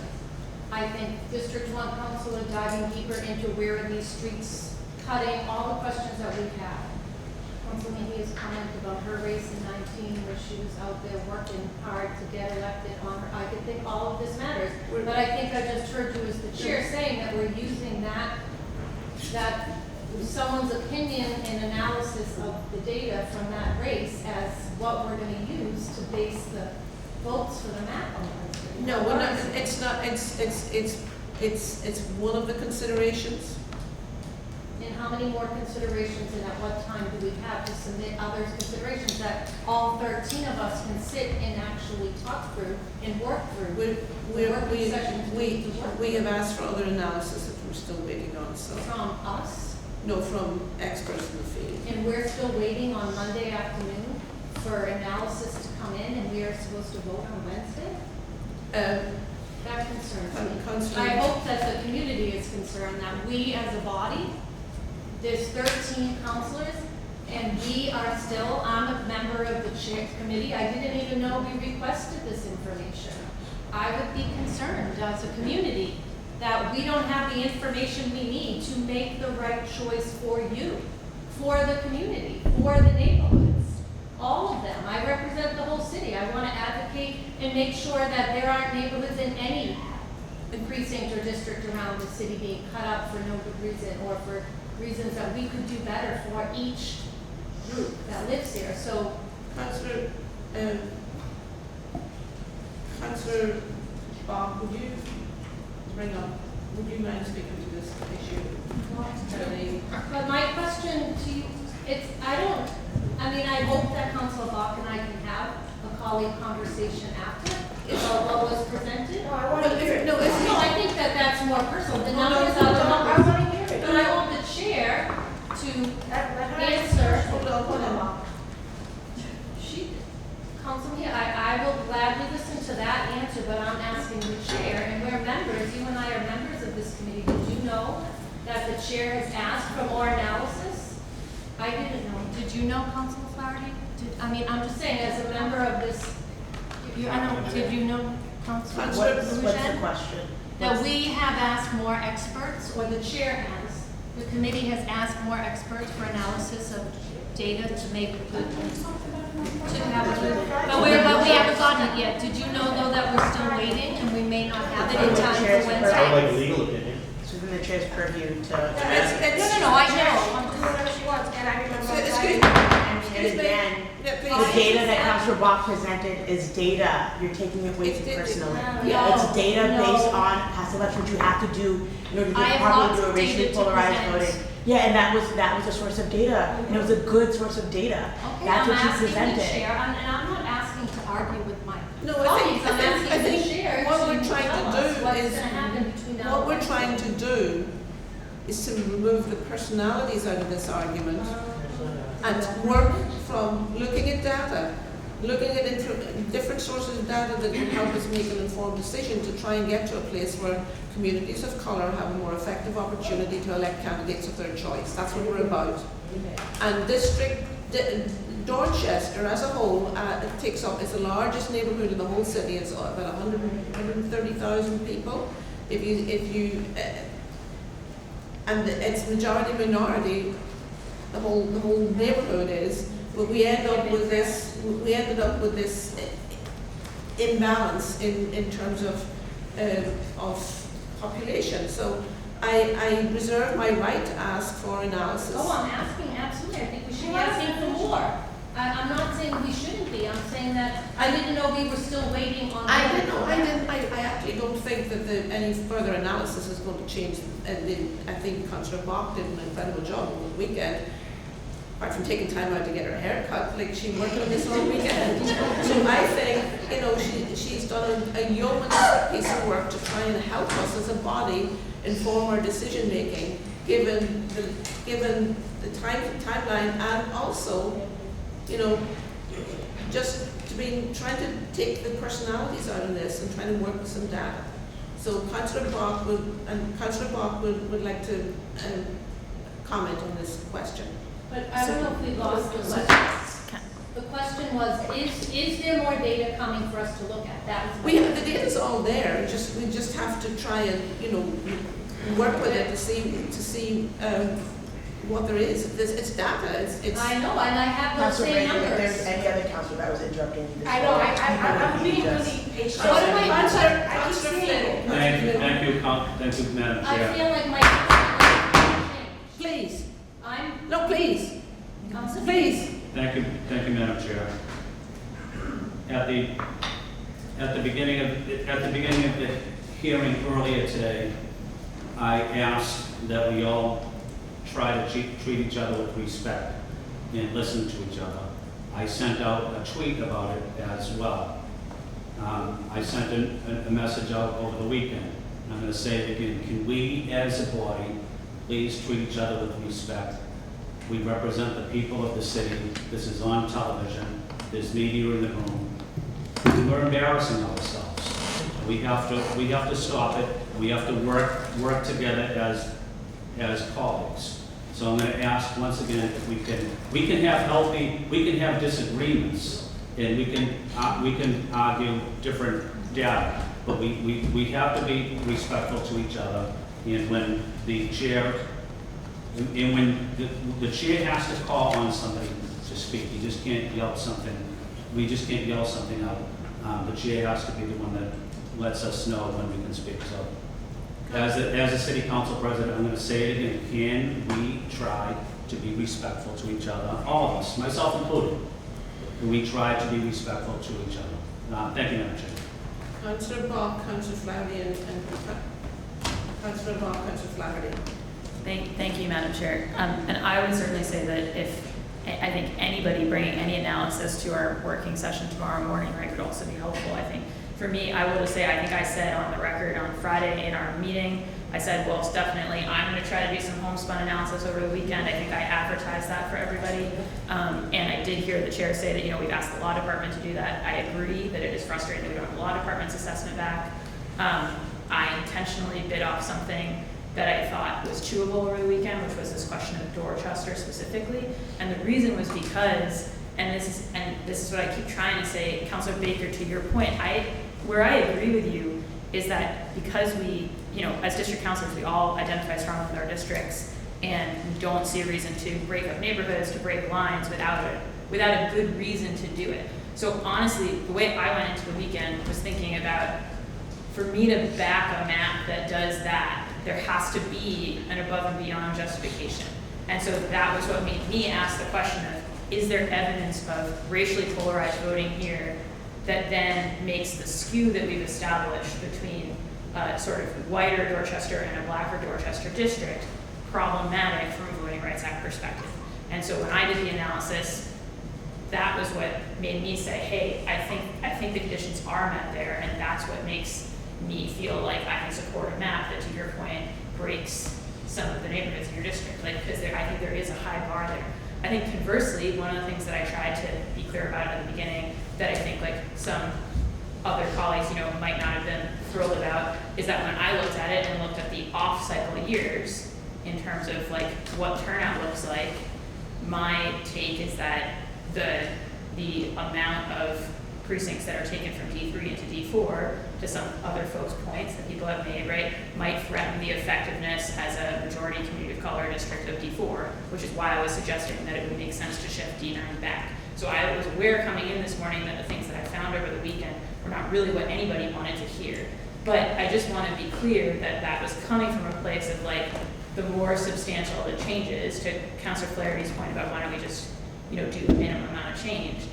There's a higher bar to clear if you make a more substantial change.